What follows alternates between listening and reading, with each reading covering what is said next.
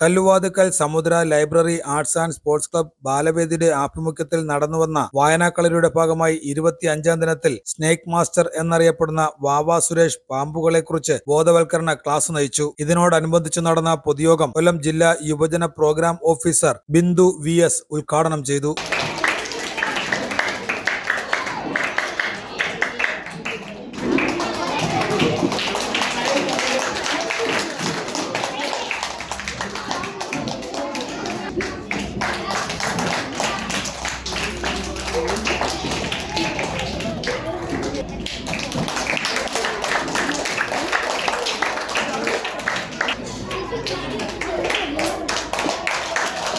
Joint secretary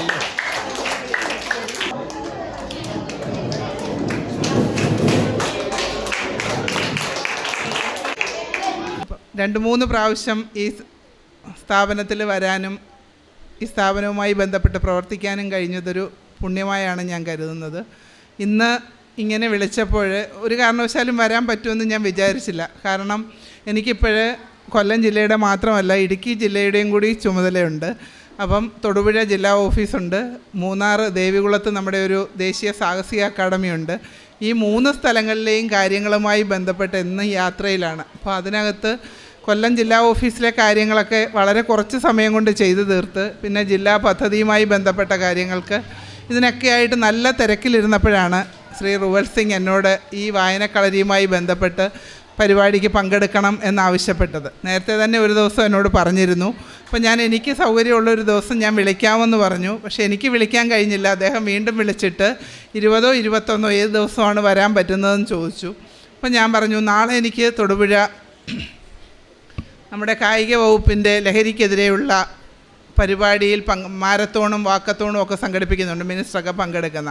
അപ്പോൾ അവിടെ പങ്കെടുക്കേണ്ടതുള്ളത് കൊണ്ട് ഞാൻ 20-ാം തീയതി വരാം എന്ന് ഏൽക്കുകയും ഇന്ന് രാവിലെ തന്നെ ഞാൻ 8 മണിക്ക് കൊല്ലം ജില്ലാ ഓഫീസിൽ വന്ന അത്യാവശ്യം കാര്യങ്ങളെല്ലാം തന്നെ ക്രമീകരിച്ചിട്ട് അവിടെ നിന്നാണ് ഞാൻ ഈ പരിപാടിയിൽ പങ്കെടുക്കാൻ. കാരണം ഇവിടുത്തെ ഒരു പരിപാടിക്ക് വിളിച്ചാൽ അത് വരാതിരിക്കുന്നത് എന്തോ ഭയങ്കര ബുദ്ധിമുട്ട് പോലെയാണ്. എന്നെ കുറേയേറെ ക്ലബ്ബുകളൊക്കെ തന്നെ ഞാൻ ഈ അവധിക്കാലത്ത് 1-2 ക്ലബ്ബുകളുടെ അവധിക്കാല പഠന ക്യാമ്പുകളിലൊക്കെ പങ്കെടുക്കാൻ സാധിച്ചുള്ളൂ ഈ ജില്ലയിൽ. അതുപോലെ തന്നെ ഇടുക്കിയിലും ഒരു 3-4 ക്ലബ്ബുകളിൽ പങ്കെടുക്കാൻ കഴിഞ്ഞിട്ടുണ്ട്.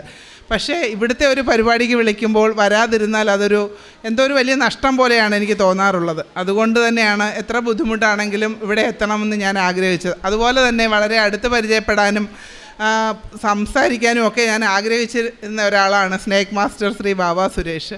അദ്ദേഹത്തോട് എന്താ പറയുക, എത്ര സിമ്പിളായിട്ടാണ് അദ്ദേഹത്തിൻ്റെ എല്ലാവരും വളരെ എന്താ പറയുക, എനിക്ക് ആ വാക്കുകളൊന്നും കിട്ടുന്നില്ല. എന്നാലും എല്ലാവരും വളരെ ഇതോടുകൂടി അല്ലെങ്കിൽ കുറേയേറെ ജീവനുകൾ രക്ഷിക്കാനും കുറേയേറെ ആൾക്കാർക്ക് ഗുണപ്രദമായ കാര്യങ്ങൾ ചെയ്യാനും കഴിഞ്ഞിട്ടുള്ള അദ്ദേഹത്തെ നമുക്കിവിടെ ഇന്നത്തെ ഒരു മുഖ്യാതിഥിയായി അല്ലെങ്കിൽ നിങ്ങളോട് സംവദിക്കുന്നതിന് വേണ്ടി ഇവിടെ കിട്ടിയത് തന്നെ ഏറ്റവും വലിയൊരു ഭാഗ്യമാണ്. അദ്ദേഹത്തോട് സംസാരിക്കാൻ കഴിഞ്ഞത് ഞാനും ഒരു പുണ്യമായി തന്നെ കരുതുന്നു. പിന്നെ ഇന്നിവിടെ എത്തിച്ചേർന്നിരിക്കുന്ന കുഞ്ഞുങ്ങൾ ഒരു മാസ കാലയളവായിട്ട്, അതായത് ഇവിടെ ബാലവേദി പ്രവർത്തിക്കുന്നുണ്ട്, വനിതാവേദി പ്രവർത്തിക്കുന്നുണ്ട്, ആർട്സ് ആൻഡ് സ്പോർട്സ് ക്ലബ്ബ് പ്രവർത്തിക്കുന്നുണ്ട്, വയോജന കേന്ദ്രമായി തന്നെ ഇത് പ്രവർത്തിക്കുന്നുണ്ട്. അപ്പം എല്ലാ തരത്തിലുള്ള ആൾക്കാരെയും കൂട്ടിയോജിപ്പിച്ചുകൊണ്ട് അത് രാഷ്ട്രീയ, സാമുദായിക, മതപരമായ യാതൊരു അതിർവരമ്പുകളുമില്ലാതെ എല്ലാവരെയും കൂട്ടി യോജിപ്പിച്ചുകൊണ്ട് ഇങ്ങനെ ഒരു സ്ഥാപനം മുന്നോട്ട് കൊണ്ടുപോകുന്ന ആളുടെ ടെൻഷനും അതിൻ്റെ ഉത്തരവാദിത്വം ഒക്കെ വളരെ വലുതാണ്. അതായത് ഒരു വീട്ടിലെ എല്ലാവർക്കും അറിയാം, ഒരു വീട്ടിലൊരു പ്രായമായ ഒരാളുണ്ടെങ്കിൽ അല്ലെങ്കിൽ 2 പേരുണ്ടെങ്കിൽ അനുഭവിക്കുന്ന ബുദ്ധിമുട്ടെന്ന് പറയുന്നത് ചെറുതൊന്നുമല്ല. ഇവിടെ ഒരു 10-42ഓളം അച്ഛനമ്മമാരെ അല്ലെ സഹോദരന്മാരെ വളരെ നല്ല രീതിയിൽ ഏറ്റവും ഇവിടെ ഹൈജീനാണ് ഏറ്റവും ഞാൻ ഇമ്പോർട്ടൻ്റ് ആയിട്ട് കാണുന്നത്. ഞാൻ എൻ്റെ സുഹൃത്തുക്കളോടും ഞാനുമായി സംവദിക്കുന്ന ആൾക്കാരോടൊക്കെ ഞാൻ ഈ സ്ഥാപനത്തെക്കുറിച്ച് പറയാറുണ്ട്. പക്ഷെ പലരും സ്ഥാപനത്തെക്കുറിച്ച് അറിഞ്ഞിട്ടില്ല എന്ന് കുറച്ച് ആൾക്കാരൊക്കെ പറയുന്നു, കുറച്ച് ആൾക്കാർക്ക് അറിയാമെന്നും പറയുന്നുണ്ട്.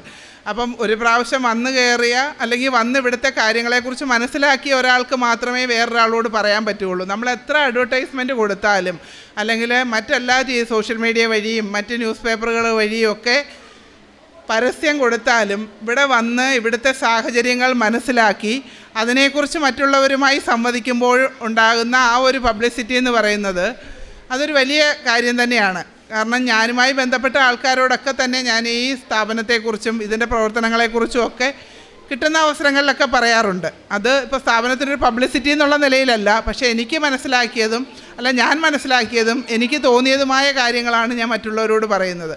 അപ്പം ഇവിടുത്തെ കുഞ്ഞുങ്ങളാരും എൻ്റെ സംസാരം കേൾക്കാനല്ല വളരെ വ്യഗ്രതയോടെ ഇരിക്കുന്നത്, ശ്രീ സ്നേക് മാസ്റ്റർ വാവാ സുരേഷിൻ്റെ സംസാരവും അദ്ദേഹത്തിൻ്റെ കാര്യങ്ങളും കേൾക്കാനാണെന്ന് എനിക്കറിയാം. അതുകൊണ്ട് എൻ്റെ ഉദ്ഘാടന പ്രസംഗം വളരെ നീട്ടിക്കൊണ്ട് പോകുന്നതിൽ യാതൊരു അർത്ഥവും ഇല്ലെന്നറിയാം. അതുകൊണ്ട് ഇന്നിവിടെ പങ്കെടുത്ത എല്ലാ കുഞ്ഞുങ്ങൾക്കും, അതായത് നല്ല ഒരു പുതിയ അധ്യയന വർഷം വരികയാണ്. ആ അധ്യയന വർഷത്തിൽ നിങ്ങൾക്ക് എല്ലാവർക്കും എല്ലാവിധ വിജയങ്ങളും ആശംസിച്ചുകൊണ്ട്, ഈ സ്ഥാപനത്തിൻ്റെ തുടർന്നുള്ള പ്രവർത്തനങ്ങളിൽ എല്ലാവിധ വിജയങ്ങളും ആശംസിച്ചുകൊണ്ട് ഞാൻ എൻ്റെ വാക്കുകൾ നിർത്തുന്നു. നിങ്ങളുടെ എല്ലാ അനുവാദത്തോടു കൂടി ഈ പരിപാടി ഔപചാരികമായി ഉദ്ഘാടനം ചെയ്ത് അറിയിച്ചുകൊണ്ട് നന്ദി, നമസ്കാരം. സമുദ്ര library arts and sports club president Ruval Singh M അധ്യക്ഷത വഹിച്ചു. ഞാനൊരു തിരുവനന്തപുരം മെഡിക്കൽ കോളേജിൻ്റെ ഫ്രണ്ടിൽ ഞാനൊരു വലിയൊരു ബിൽഡിംഗ് പണിഞ്ഞിരുന്നു. ഒരു 3-4 വർഷത്തിന് മുമ്പാണ് എൻ്റെ പാലൊക്കെ കാച്ചിയത്. അപ്പോൾ അവിടെ നിന്നൊരു കോള് വന്നു, 2ാമത്തെ നിലയുടെ മുകളിൽ ഒരു പാമ്പ് കയറി, കുട്ടികളുണ്ട് താഴെ, എത്രയും പെട്ടെന്ന് എന്താ മാർഗമെന്ന് ചോദിച്ചപ്പോൾ ഒറ്റ കോള് ചെയ്തപ്പം തന്നെ അതിനെ കണ്ടെത്താൻ വേണ്ടി സുരേഷ് സാറ് ആ വീട്ടിലേക്ക് ചെല്ലുകയുണ്ടായി. ആ വീടിൻ്റെ മുകളിൽ 2ാമത്തെ നിലയിൽ കയറി കബോർഡിൻ്റെ അടിയിലിരുന്ന ഒരു ചേരയും പിടിച്ചുകൊണ്ട് തൂക്കി പിടിച്ചുകൊണ്ട് വെളിയിലേക്ക് ഒരു ഒറ്റ പോക്കാണ് പോയത്. ആ വീട്ടിലുള്ള ആളുകളുടെ സംസാരിക്കാൻ പോലും സമയം കണ്ടെത്താതെ, ഒരു വാക്ക് പോലും അവരുടെ അടുത്ത് മറുപടി നന്ദി പറയാൻ പോലും കേൾക്കാതെ അദ്ദേഹം നേരെ പോവുകയാണ് ചെയ്തത്. ഈ വാവാ സുരേഷ് ആർക്ക് വേണ്ടിയാണ് ജീവിക്കുന്നത്? നിങ്ങൾ പറഞ്ഞേ, ആർക്ക്? ഉറക്കെ പറഞ്ഞേ നിങ്ങൾ. നമുക്ക് വേണ്ടി പറഞ്ഞേ. നമുക്ക് വേണ്ടിയാണ് സാർ ജീവിക്കുന്നത്. ഇത് ഞാൻ ഉപയോഗിക്കുന്നത് ഇന്നിപ്പോൾ കയ്യിൽ എൻ്റെ 2 ഫോണേ ഉള്ളൂ, മൊബൈൽ ഫോണേ ഉള്ളൂ. ഞാനാണ് ഏറ്റവും കൂടുതൽ ഫോൺ ഉപയോഗിക്കുന്ന വ്യക്തിയെന്നാണ് ഞാൻ വിചാരിച്ചത്. സാറിൻ്റെ കയ്യിൽ നിന്നൊക്കെ 3 ഫോണാണ്. ഈ 3 ഫോൺ ആർക്ക് വേണ്ടിയാണ്? ആർക്ക് വേണ്ടിയാണ്? നമുക്ക് വേണ്ടി. സാറ് ഇവിടെ സംസാരിക്കുന്ന സമയത്തും സാറിൻ്റെ മൊബൈലിൽ കോളുകൾ വന്നുകൊണ്ടിരിക്കുക. ആ കോളെല്ലാം ഓരോ സാധാരണക്കാരനും വേണ്ടിയാണ്. ആ ഓരോ കോളുകളും വിലപ്പെട്ട കോളുകളാണ്. അതെല്ലാം നമുക്ക് വേണ്ടിയുള്ള കോളുകളാണ്. അദ്ദേഹം ഓടുന്നത്, ജീവിക്കുന്നത്, അദ്ദേഹത്തിൻ്റെ മരണത്തിൻ്റെ വക്കിൽ പോലും നിൽക്കുന്നത് പോലും നമ്മൾ ഒരു മനുഷ്യർക്ക് വേണ്ടിയാണ്. ആരും തിരിച്ചറിയില്ല എന്നൊരു സങ്കടം കൂടിയേ ഉള്ളൂ. അദ്ദേഹം നമ്മുടെ സുഹൃത്തുക്കളെയും മറ്റ് ആളുകളുടെ ഇടയിലേക്ക് ഇന്ന് തിരുവനന്തപുരം തൊട്ട് കാസർഗോഡ് വരെ ഓടുമ്പോൾ അദ്ദേഹം മറ്റ് പ്രതിഫലങ്ങളൊന്നും വാങ്ങാറില്ല. അതാണ് നമ്മൾ ശ്രദ്ധിക്കേണ്ടത്. അദ്ദേഹത്തിൻ്റെ ചിലവില്ലേ? അദ്ദേഹത്തിൻ്റെ വീട് കാണണം. നിങ്ങൾ കണ്ടിട്ടുണ്ടോ വീടുകൾ? ഓലമേഞ്ഞ വീടാണ്. അതൊക്കെ നമ്മൾ ശ്രദ്ധിക്കണ്ടേ? സാധാരണ കുടുംബത്തിൽ വന്ന് എത്രയോ കോടികളൊന്നും അദ്ദേഹത്തിന് ഉണ്ടാക്കാൻ പറ്റുമായിരുന്നല്ലേ? അദ്ദേഹത്തിൻ്റെ ഒരു ഇൻ്റർവ്യൂവിന് വേണ്ടി കോടികൾ ആവശ്യപ്പെടാൻ പറ്റുമായിരുന്നല്ലേ? അതൊന്നും ആവശ്യപ്പെടാതെ അദ്ദേഹം സാധാരണക്കാരനായി ഇന്നും ജീവിക്കുന്നതും അദ്ദേഹത്തിന് ഒറ്റ ആഗ്രഹമേ ഉള്ളൂ, മരിക്കുമ്പോഴും സാധാരണക്കാരെ മരിക്കണമെന്ന ആഗ്രഹം മാത്രം. അതിലാണ് അദ്ദേഹം ജീവിക്കുന്നത്. നിങ്ങൾ ഒരു കാര്യം കൂടി ഞാൻ സൂചിപ്പിക്കാം. നമ്മൾ എന്തിനു വേണ്ടിയാണ് ഇവിടെ library arts and sports club എന്ന സംഘടന ഇവിടെ ഉണ്ടാക്കിയത് നിങ്ങൾക്ക് അറിയാമോ? എന്തിനു വേണ്ടിയായിരിക്കും? അപ്പോൾ അത് നിങ്ങൾ മനസ്സിലാക്കേണ്ടത്, എൻ്റെയും ഏറെക്കുറെ നാളത്തെ ഒരു സ്വപ്നമാണ് ഞാൻ ഈ library arts and sports club എന്ന സ്വപ്നം. എൻ്റെ കുഞ്ഞുനാളിൽ ഇവിടെ ഈ പ്രദേശത്ത്, അതായത് നിങ്ങളുടെ അച്ഛൻ്റെ ആ കാലഘട്ടങ്ങളിൽ ഞങ്ങളെല്ലാം ഒരുമിച്ച് കളിച്ച് വളർന്നൊരു പ്രദേശമാണ്. ആ കാണുന്ന ഇന്ന് സബ് സെൻറ്ററിന് വേണ്ടി കെട്ടിയിട്ടിരിക്കുന്ന ആ സ്ഥലത്താണ് ഞങ്ങൾ ഫുട്ബോൾ കളിക്കുന്നത്. അവിടെ കബഡിയും കളിക്കും. ആ കളിച്ചുകൊണ്ടിരിക്കുന്ന സമയത്ത് നമ്മൾ പ്രദേശത്ത് 2 ക്ലബ്ബുകളാണ്. 2ആയി 3ആയി 4ആയി അങ്ങനെ ക്ലബിൻ്റെ എണ്ണം കൂടിപ്പോയി. അപ്പോൾ ക്ലബിൻ്റെ എണ്ണം കൂടുമ്പോൾ പരസ്പരം അങ്ങോട്ടും ഇങ്ങോട്ടും വാശിയും വൈരാഗ്യങ്ങളുള്ള ക്ലബ്ബുകളായി മാറി. അപ്പോൾ അതിൻ്റെ ഇടയിൽ നമുക്കൊരു ആസ്ഥാനമില്ലായിരുന്നു. അങ്ങനെ ആസ്ഥാനം ഉണ്ടാക്കാൻ വേണ്ടി ഞാൻ മുൻകൈ എടുത്ത് ഇവിടെ ഈ ഭാഗത്ത് നിൽക്കുന്ന ഭാഗത്തൊരു മരം നിൽപ്പുണ്ടായിരുന്നു. ആ മരം മുറിച്ച് സ്വന്തമായിട്ട് കട്ടയെന്ന് കണ്ടുകൊണ്ടാ, താബൂക്കല്ല, തൊള്ളി കൊണ്ട് കാലുകൊണ്ട് ചവിട്ടിക്കൂട്ടി അതിനൊരു ഫ്രെയിം ഉണ്ടാക്കി സ്വന്തമായി കട്ടയറുത്ത് ഈ റോഡിൻ്റെ സൈഡിൽ വെച്ച് ആ കട്ട ഉണക്കിയെടുത്ത് പാറ ജംഗ്ഷനിൽ കാണുന്ന അന്ന് കുഞ്ഞപ്പിച്ചാൻ്റെ കടയുണ്ട്. ആ കടയുടെ ഫ്രണ്ടിൽ ആ കെട്ടിടം ഞങ്ങൾ സ്വന്തമായിട്ട് കൂട്ടുകാർ ചേർന്ന് കെട്ടിപ്പടുത്തി. ആ കെട്ടിപ്പടുത്തി കട്ടളയെല്ലാം എൻ്റെ സുഹൃത്ത് തൊട്ടടുത്തുള്ള സുരേഷ് എന്ന് പറഞ്ഞ പയ്യൻ ആശാരിപ്പണി തുടങ്ങിയതേ ഉള്ളൂ. അവൻ തന്നെ പണിഞ്ഞ് തന്ന് ആ കട്ടളയും പണിഞ്ഞ് അവിടെ കൊണ്ടുവച്ച് മുകളിൽ ഷീറ്റെല്ലാം ഇട്ട് പണി കഴിപ്പിച്ച് ഉദ്ഘാടനത്തിൻ്റെ ദിവസങ്ങളെടുത്തു.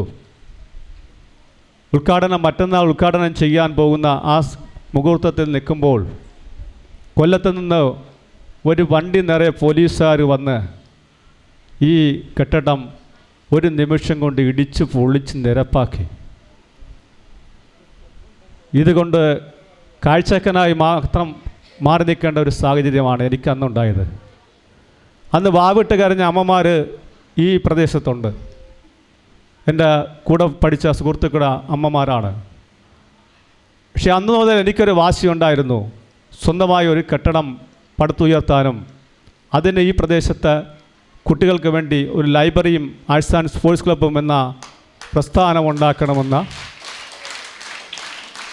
ആ വാശിയാണ് എന്നെ ഇന്നിവിടെ കൊണ്ടെത്തിച്ചതും നിങ്ങൾക്ക് കുട്ടികൾക്ക് വേണ്ടിയുള്ള ഒരു സ്പോർട്സ് ക്ലബ്ബ് രൂപീകരിക്കുവാനും ഞാൻ ചെയ്യുന്ന പ്രവർത്തനം. ഞാൻ കൂടുതൽ പറഞ്ഞാൽ നീണ്ടുപോകും, അതിലേക്കൊന്നും നീട്ടുന്നില്ല.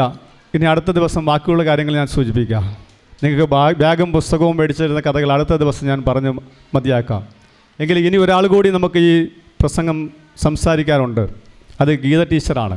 ഈ വേദിയിലിരിക്കുന്ന ഗീത ടീച്ചർ ഈ കുടുംബത്തിലൊരു അംഗമാണ്. അംഗം മാത്രമല്ല, ആ ടീച്ചറുടെ വീട്ടിൽ ഒരു ചക്ക കിളിച്ചാൽ ആ ചക്ക വിളയുന്നവരെ കാത്തിരിക്കും. എന്തിനാണെന്നറിയാമോ? ആ ചക്ക ഇവിടുത്തെ അച്ഛന്മാർക്ക് അമ്മമാർക്കും തരുന്നതിന് വേണ്ടിയാണ്. ഒരു വാഴയിലൊരു കൊല വിളിച്ചാൽ ആ കൊല വിളയുന്നത് വരെ കാത്തിരിക്കും. ഇവിടുത്തെ ഈ അച്ഛന്മാർക്കും അമ്മമാർക്കും തരുന്നതിന് വേണ്ടിയാണ്. സമുദ്ര library arts and sports club Balavedi അംഗം രാഗേന്ദു സ്വാഗതം ആശംസിച്ചു. വേദിയിലും സദസ്സിലുമുള്ള ബഹുമാന്യരെ, വായനാകളരിയിൽ പങ്കെടുക്കാനെത്തിയിരിക്കുന്ന ബാലവേദിയിലെ എൻ്റെ പ്രിയപ്പെട്ട കൂട്ടുകാരെ, സമുദ്രതീരത്തിലെ പ്രിയപ്പെട്ട അച്ഛനമ്മമാരെ, രക്ഷകർത്താക്കളെ, സുഹൃത്തുക്കളെ, സമുദ്ര ലൈബ്രറി ആർട്സ് ആൻഡ് സ്പോർട്സ് ക്ലബിൻ്റെ ആഭിമുഖ്യത്തിൽ നടന്നുവരുന്ന വായനാകളരിയുടെ മഹത്തായ 30-ാം ദിവസത്തെ പരിപാടികളാണ് ഇന്നിവിടെ ആരംഭിക്കുന്നത്. ഈ യോഗത്തിൽ പങ്കെടുക്കുന്നവർക്ക് സ്വാഗതം ആശംസിക്കുക എന്ന എൻ്റെ ചുമതലയിലേക്ക് ഞാൻ കടക്കട്ടെ. ആദ്യമായി സ്വാഗതം ആശംസിക്കാനുള്ളത് സമുദ്ര ലൈബ്രറിയുടെ പ്രസിഡന്റും സമുദ്രതീരം വയോജന കേന്ദ്രത്തിൻ്റെ ചെയർമാനുമായ ശ്രീ റൂവൽ സിംഗ് സാറിനാണ്. അദ്ദേഹത്തെ സമുദ്ര ലൈബ്രറിയുടെ പേരിലും ബാലവേദിയുടെ പേരിലും എൻ്റെ വ്യക്തിപരമായ പേരിലും ഈ വേദിയിലേക്ക് സ്വാഗതം ചെയ്തുകൊള്ളുന്നു. അടുത്തതായി ഇന്ന് നടക്കുന്ന പരിപാടികൾ ഔപചാരികമായി ഉദ്ഘാടനം ചെയ്യുന്നത് ബഹുമാന്യയായ കൊല്ലം യുവജന പ്രോഗ്രാം ഓഫീസറായ ബിന്ദു മാം ആണ്. മാഡത്തെ ഈ വേദിയിലേക്ക് സമുദ്ര ലൈബ്രറിയുടെയും ബാലവേദിയുടെയും പേരിലും എൻ്റെ വ്യക്തിപരമായ പേരിലും സ്വാഗതം ചെയ്തുകൊള്ളുന്നു. അടുത്തതായി സ്വാഗതം ആശംസിക്കാനുള്ളത് ഇന്നത്തെ ക്ലാസ് നയിക്കാൻ എത്തിയിരിക്കുന്ന പ്രശസ്തനായ വാവാ സുരേഷ് എന്ന് വിളിക്കുന്ന സുരേഷ് സാറിനാണ്. ജനമധ്യത്തിൽ പെട്ടുപോകുന്ന അപൂർവ ഇനം പാമ്പുകളെ പിടികൂടുക, ഉപേക്ഷിക്കപ്പെടുന്ന പാമ്പുമുട്ടകൾ വിരിയുന്നത് വരെ സംരക്ഷിക്കുക, പാമ്പുകളെക്കുറിച്ച് ബോധവൽക്കരണ ക്ലാസ് എടുക്കുക എന്നീ പ്രവർത്തികളും ഇദ്ദേഹം നടത്തിവരുന്നു. കൗമുദി ടിവിയിൽ അവതരിപ്പിക്കുന്ന സ്നേക്ക് മാസ്റ്റർ എന്ന പ്രോഗ്രാമിന് 2019 സുരേഷ് സാറിന് വാർത്തേതര പരിപാടികളിലെ മികച്ച ആങ്കറിനുള്ള കേരള സംസ്ഥാന ടെലിവിഷൻ അവാർഡുകൾ ലഭിച്ചിട്ടുണ്ട്. അദ്ദേഹത്തിനും അദ്ദേഹത്തിൻ്റെ കൂടെ വന്ന സുഹൃത്തുക്കൾക്കും സമുദ്ര ലൈബ്രറിയുടെയും ബാലവേദിയുടെയും സമുദ്രതീരം കൂട്ടുകുടുംബത്തിൻ്റെ പേരിലും സ്വാഗതം ആശംസിക്കുന്നു. അടുത്തതായി സ്വാഗതം ആശംസിക്കുന്നത് സമുദ്രതീരം കൂട്ടുകുടുംബാംഗമായ ഗീത ടീച്ചറിനാണ്. ടീച്ചറെയും വേദിയിലേക്ക് ലൈബ്രറിയുടെ പേരിലും ബാലവേദിയുടെ പേരിലും സ്വാഗതം ആശംസിക്കുന്നു. ഇന്നത്തെ വായനാകളരിയിൽ പങ്കെടുക്കാനെത്തിയിരിക്കുന്ന സമുദ്ര ബാലവേദിയിലെ അംഗങ്ങളായ എൻ്റെ പ്രിയപ്പെട്ട കൂട്ടുകാർ, സമുദ്രതീരം കൂട്ടുകുടുംബത്തിലെ അച്ഛനമ്മമാർ, രക്ഷകർത്താക്കൾ, ഇവിടുത്തെ മറ്റു പ്രവർത്തകർ എന്നിവരെയെല്ലാം സമുദ്ര ലൈബ്രറിയുടെയും ബാലവേദിയുടെയും പേരിലും എൻ്റെ വ്യക്തിപരമായ പേരിലും സ്വാഗതം ചെയ്തുകൊണ്ട് ഞാൻ എൻ്റെ വാക്കുകൾ അവസാനിപ്പിക്കുന്നു. നന്ദി, നമസ്കാരം. Geetha teacher, Samudratheeram president Sarathchandran Pillai, Samudra library arts and sports club secretary N Sreekantan Nair, doctor R Jayachandran തുടങ്ങിയവർ ആശംസകൾ അർപ്പിച്ചു. എനിക്കിവിടെ വരാൻ പറ്റിയതൊരു ഭാഗ്യമായിട്ട് ഞാൻ കാണുകയാണ്. കാരണം തികച്ചും യാദൃച്ഛികമായിട്ട് ഞാൻ ചുമ്മാ ഒരു കോൾ ചെയ്തതാണെന്ന്. അപ്പോഴാണ് പറഞ്ഞത് ഇങ്ങനെ നമ്മുടെ സ്വന്തം വാവാ സുരേഷ് സാർ ഇന്ന് വരുന്നുണ്ട് എന്ന് കേട്ടത്. ഞാൻ പിന്നെ എനിക്കൊന്നും ആലോചിക്കാനില്ല. ആ ഒരു വ്യക്തിത്വത്തെ ഒന്ന് കാണാനും ഇപ്പോൾ കണ്ട അദ്ദേഹത്തിൻ്റെ അടുത്തിരിക്കാനുള്ള ഭാഗ്യം എനിക്കുണ്ടായി. ഞാൻ ഒരിക്കലും പ്രതീക്ഷിച്ചതല്ല അത്. അപ്പോൾ അതൊരു ഭാഗ്യമായിട്ട് തന്നെ ഞാൻ കരുതുകയാണ്. കാരണം അത്രയും വലിയ ഒരു വ്യക്തിത്വത്തിന് ഉടമയാണ് അദ്ദേഹം. അത് നമുക്ക് നിർവചിച്ച് തീർക്കാനൊന്നും പറ്റില്ല. നമ്മുടെ എല്ലാവരുടെയും മനസ്സിലുള്ള ഒരു കാര്യമാണത്. അപ്പോൾ അദ്ദേഹത്തെ കാണാനും പരിചയപ്പെടാനും അദ്ദേഹത്തിൻ്റെ ഈ ക്ലാസ് കേൾക്കാനും അദ്ദേഹം എന്തെല്ലാം കാര്യങ്ങൾ നമുക്ക് അറിഞ്ഞുകൂടാത്ത കാര്യങ്ങളൊക്കെ പറഞ്ഞു. ഒരുപാട് കാര്യങ്ങൾ നിങ്ങൾക്ക് പ്രയോജനപ്രദമായിട്ടുള്ള ഒത്തിരി കാര്യങ്ങൾ പറഞ്ഞു. അതൊക്കെ നിങ്ങളുടെ ഒരു ഭാഗ്യമാണ്. ഇങ്ങനെ ഒരാളിനെ നിങ്ങൾക്ക് നിങ്ങളുടെ ജീവിതത്തിൽ ഒരിക്കൽ കിട്ടുക എന്നുള്ളത്, കുറച്ച് നേരത്തേക്കെങ്കിലും കിട്ടുക എന്നുള്ളത് നിങ്ങൾ പുണ്യം ചെയ്തവരാണ്. അതുകൊണ്ടാണ് അദ്ദേഹത്തിൻ്റെ സംസാരം നിങ്ങൾക്ക് നേരിട്ട് കേൾക്കാൻ കഴിഞ്ഞത്. നമ്മളല്ലാതെ നമ്മൾ കേൾക്കാറുണ്ട് ടി വിയിലൊക്കെ. നേരിട്ട് കേൾക്കാനും കാണാനും കഴിഞ്ഞത് ഭാഗ്യം തന്നെയാണ്. പിന്നെ ഈ സ്ഥാപനത്തെക്കുറിച്ച് പറയാനാണെങ്കിൽ ഒന്നും പറയാനില്ല. എന്താ പറയേണ്ടത്? പിന്നെ എനിക്ക് ആദ്യം പറഞ്ഞതുപോലെ ഈ സ്ഥാപനം അങ്ങനെ എല്ലാവർക്കും, സമുദ്രതീരം എന്ന് പറയുമ്പോൾ എല്ലാവർക്കും അങ്ങനെ സമുദ്രതീരമോ അത് കുറച്ച് പേർക്ക് അറിയത്തില്ല. അപ്പോൾ അതിനെന്താണ് വേണ്ടതെന്ന് വെച്ചാൽ അത് ചെയ്യണം. നമ്മൾ പബ്ലിസിറ്റി വേണ്ട എന്നുള്ള ഒരു ഇതിൽ പോകരുത്. അറിയണം, എല്ലാവരും അറിയണം. നമുക്ക് ആൾക്കാർ പിന്നെ നമ്മുടെ സ്ഥാപനത്തെക്കുറിച്ച് അറിഞ്ഞ് കേട്ട് വരണം. അതിന് നമുക്കൊരു പ്രോത്സാഹനവും പ്രചോദനവും എല്ലാം ഇവിടെ എല്ലാ രീതിയിലും നമുക്ക് കിട്ടണം. അതിനുള്ളത് വേണ്ടത് എന്താണെന്ന് വെച്ചാൽ ചെയ്യണം എന്നുള്ളത് തന്നെയാണ് എൻ്റെ ഒരു അഭിപ്രായം. പിന്നെ അതിനെ സപ്പോർട്ട് ചെയ്യുന്ന സാറിൻ്റെ വൈഫും സാറിൻ്റെ കുടുംബാംഗങ്ങളും പിന്നെ ഇവിടുത്തെ സ്റ്റാഫ്, അത് പറയാതിരിക്കാൻ പറ്റില്ല. ആ ഒരു സപ്പോർട്ട് ഭയങ്കരമാണ്. ആ ഒരു സപ്പോർട്ട് ഉള്ളത് കൊണ്ട് തന്നെയാണ് ഈ സ്ഥാപനം ഇത്രയും നല്ല രീതിയിൽ, ഇത്രയും വൃത്തിയായിട്ട് ഭംഗിയായിട്ട് നമുക്ക് ഇത് കൊണ്ടുപോകാൻ കഴിയുന്നത്. പിന്നെ കൂടുതലൊന്നും എനിക്ക് പറയാനില്ല. എല്ലാവരെയും ഒന്ന് കണ്ടതിലും വാവാ സുരേഷ് സാറിനും മാഡം, ഒരുപാട് തിരക്കിൽ നിന്ന് മാഡം വന്നു. എല്ലാവർക്കും എല്ലാവരോടും ഒരുപാട് നന്ദിയുണ്ട്, ഒരുപാട് സ്നേഹമുണ്ട്. ഞാൻ കൂടുതലൊന്നും സംസാരിക്കുന്നില്ല, സംസാരിക്കാൻ എനിക്കറിയില്ല. സന്തോഷം. ഇനിയും നമുക്ക് എവിടെയെങ്കിലുമൊക്കെ വെച്ച് കാണാം. Okay, thank you. തുടർന്ന് കുട്ടികൾക്കായി സ്നേക് മാസ്റ്റർ എന്നറിയപ്പെടുന്ന വാവാ സുരേഷ് പാമ്പുകളെക്കുറിച്ച് ബോധവൽക്കരണ ക്ലാസ് നയിച്ചു. സത്യം പറഞ്ഞാൽ സമുദ്ര ഞാൻ ഒരാഴ്ചയ്ക്ക് മുന്നെയാണ് കേൾക്കുന്നത്. ഞാൻ ഇവിടെയൊക്കെ ഒരുപാട് പാമ്പിനെ പിടിക്കാൻ വന്നിട്ടുള്ള ഒരാളാണ്, ഈ അടുത്ത കാലത്തും വന്നിട്ടുള്ളതാണ്. പക്ഷേ ഇത്രയും എന്താ പറയുക ഒരു സ്ഥാപനം എൻ്റെ ജീവിതത്തെ ഞാൻ ആദ്യമായിട്ട്, നിങ്ങളെ പൊക്കി പറയുന്നതൊന്നുമല്ല, എൻ്റെ ജീവിതത്തിൽ ഞാൻ ആദ്യമായിട്ട് കാണുന്നതാണ്. പല സ്ഥലത്തും കോടികൾ വാങ്ങി നടത്തുന്ന സ്ഥാപനത്തിലൊക്കെ ഞാൻ പോകുന്ന ആളാണ്. ഞാൻ പരാതി പറഞ്ഞിട്ടുമുണ്ട്. പക്ഷെ ഇവിടെ വന്നപ്പോൾ ഞാൻ തന്നെ ഞെട്ടിപ്പോയി. ഞാൻ ആദ്യം വിചാരിച്ചതൊരു വീടിൻ്റെ മുറ്റമായിരിക്കും, അതിൻ്റെ പുറകിൽ ഏതെങ്കിലും ഒരു പറമ്പിൽ കുറച്ച് ഷെഡായിരിക്കും ഈ അമ്മമാരും അപ്പന്മാരും താമസിക്കുമെന്നാണ് ഞാൻ വിചാരിച്ചത്. എന്തായാലും സൂപ്പർ. സമുദ്ര ഒന്നും പറയാനില്ല, കാരണം എല്ലാം ആംബുലൻസ് ഫ്രീ, എന്താ പറയുക, ക്യാൻസർ ചികിത്സ, സൗജന്യ വസ്ത്രദാനം, പിന്നെ സൗജന്യ നേത്രദാനം, ഒരു രക്ഷയില്ല. എൻ്റെ പേരെന്താണ്? വാവാ സുരേഷ് എന്നല്ല, സുരേഷ് ബി എന്നാണ്. അച്ഛൻ്റെ പേര് ബാഹുലയൻ എന്നാണ്. അച്ഛൻ മരിച്ചിട്ടിന്ന് 10 ദിവസമേ ആയിട്ടുള്ളൂ, 12 ദിവസമേ ആയിട്ടുള്ളൂ. അച്ഛന് ക്യാൻസർ എന്ന് പറയുന്ന അസുഖമായിരുന്നു. അതിൻ്റെ സഞ്ചാനിയൊക്കെ കഴിഞ്ഞിട്ടേ ഉള്ളൂ. ഇനി 16 വന്നിട്ട് ഈ വെള്ളിയാഴ്ചയാണ്. സാധാരണയിൽ 16 കഴിഞ്ഞിട്ടൊക്കെ മക്കളൊക്കെ വെളിയിൽ പോവുള്ളൂ അല്ലേ. പക്ഷേ എനിക്ക് വീട്ടിൽ ഇരിക്കാൻ പറ്റില്ലല്ലോ, ഞാനിങ്ങനെ ഒരുപാട് പരിപാടികൾ ഏറ്റുപിടിച്ചിരിക്കുകയല്ലേ. അപ്പോൾ എൻ്റെ പേര് വാവാ സുരേഷ് എന്നാണ്. ഞാൻ എവിടെയാണ് താമസിക്കുന്നതെന്ന് അറിയാമോ? ഭൂമിയിൽ തന്നെയാണ്, തറയിൽ തന്നെയാണ്. എവിടെയാണെന്ന് പറയാമോ? എവിടെയാണ്? കണ്ടാലൊരു കുഴപ്പക്കാരനാണ്, ഒരു പാണ്ടി ലുക്കല്ലേ, കറുത്ത് കരക്കട്ട പോലത്തെ ഒരു സാധനം അല്ലേ.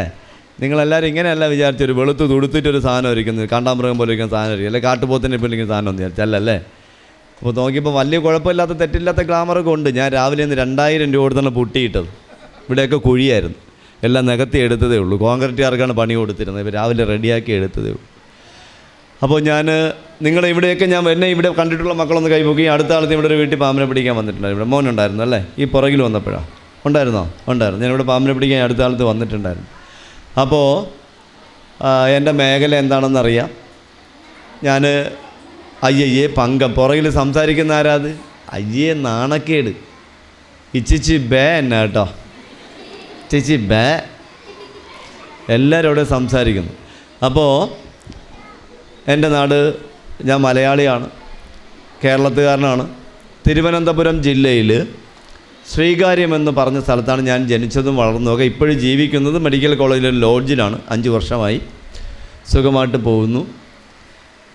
പഠിച്ചത് UPS, ചെറുവയ്ക്കൽ UPS ആണ്. നമ്മുടെ എന്താ പറയുക, ഇപ്പോഴത്തെ നമ്മുടെ വിദ്യാഭ്യാസ വകുപ്പ് മന്ത്രി സാറിൻ്റെ എന്താ പറയുക, നമ്മുടെ ശിവൻകുട്ടി സാറിൻ്റെ വീടിൻ്റെ അടുത്താണ് എൻ്റെ വീട്, തൊട്ടടുത്താണ്. അദ്ദേഹം പഠിച്ച UPS സ്കൂളിലാണ് ഞാനും പഠിച്ചത്. ഹൈസ്കൂൾ, മെഡിക്കൽ കോളേജ് ഹൈസ്കൂളാണ്. പിന്നെ പാമ്പിനെയൊക്കെ തൊട്ട് തുടങ്ങിയിട്ട്, പാമ്പിനെ എനിക്ക് ഭയങ്കര പേടിയാണ് കേട്ടോ. പാമ്പിൻ്റെ അടുത്തൂടെ പോലും ഞാൻ പോകാറില്ല. കണ്ട അപ്പോഴേ എനിക്ക് ബോധക്കേടുണ്ടാവും. 3 ദിവസം കഴിഞ്ഞിട്ടാണ് എനിക്ക് ബോധം വരുന്നത്. അതിലുപരി ഞാൻ എൻ്റെ ഇനി നമ്മുടെ കാര്യത്തിലേക്ക് വരിക. ഈ ഇരിക്കുന്ന മക്കൾ, ഇത്രയും മക്കൾ തമ്മിൽ സംസാരിക്കരുത്. ചേട്ടാ, അണ്ണ പിന്നെ നുള്ള, ഇവിടേക്കിട്ട് നുള്ളല്ല അണ്ണ, ആ വെള്ള ഷർട്ടിട്ടാണ് അതാ ഇവിടേക്കിട്ട് നുള്ളാണ് മറ്റേ അണ്ണൻ്റെ. എന്തരണ്ണ, നേരെ ഇരിക്കും അണ്ണ, ഇങ്ങോട്ട് നോക്കി എന്നെ. അയ്യോ തിരിഞ്ഞ് നോക്കണം നിങ്ങൾ. എന്തൊരു പിള്ളേളെല്ലാം ഇങ്ങോട്ട് നോക്കിയിരിക്കും, ഇങ്ങോട്ട് നോക്കി എല്ലാവരും കേട്ടാ. അപ്പോൾ മോനെ ഇവിടെ ആരോമല്ലേ, എന്താ പേര് പറഞ്ഞേ? അഭിനവ് അല്ലേ? അഭിദേവനാണ്. ദേവന്മാരാണ് വലിയ കുഴപ്പക്കാർ അല്ലേ? അപ്പോൾ നിങ്ങൾക്ക് ഞാനിനി നമ്മുടെ കാര്യത്തിലേക്ക് വരിക. നമ്മുടെ സമുദ്രയിൽ, നമ്മുടെ ഈ ഭൂമിയിൽ, ഈ സ്ഥലത്ത് ഇന്ന് എത്രാമത്തെ ദിവസമാണ് കുട്ടികൾ ക്യാമ്പിൽ പങ്കെടുക്കുന്നത്? 30 ദിവസം അല്ലേ?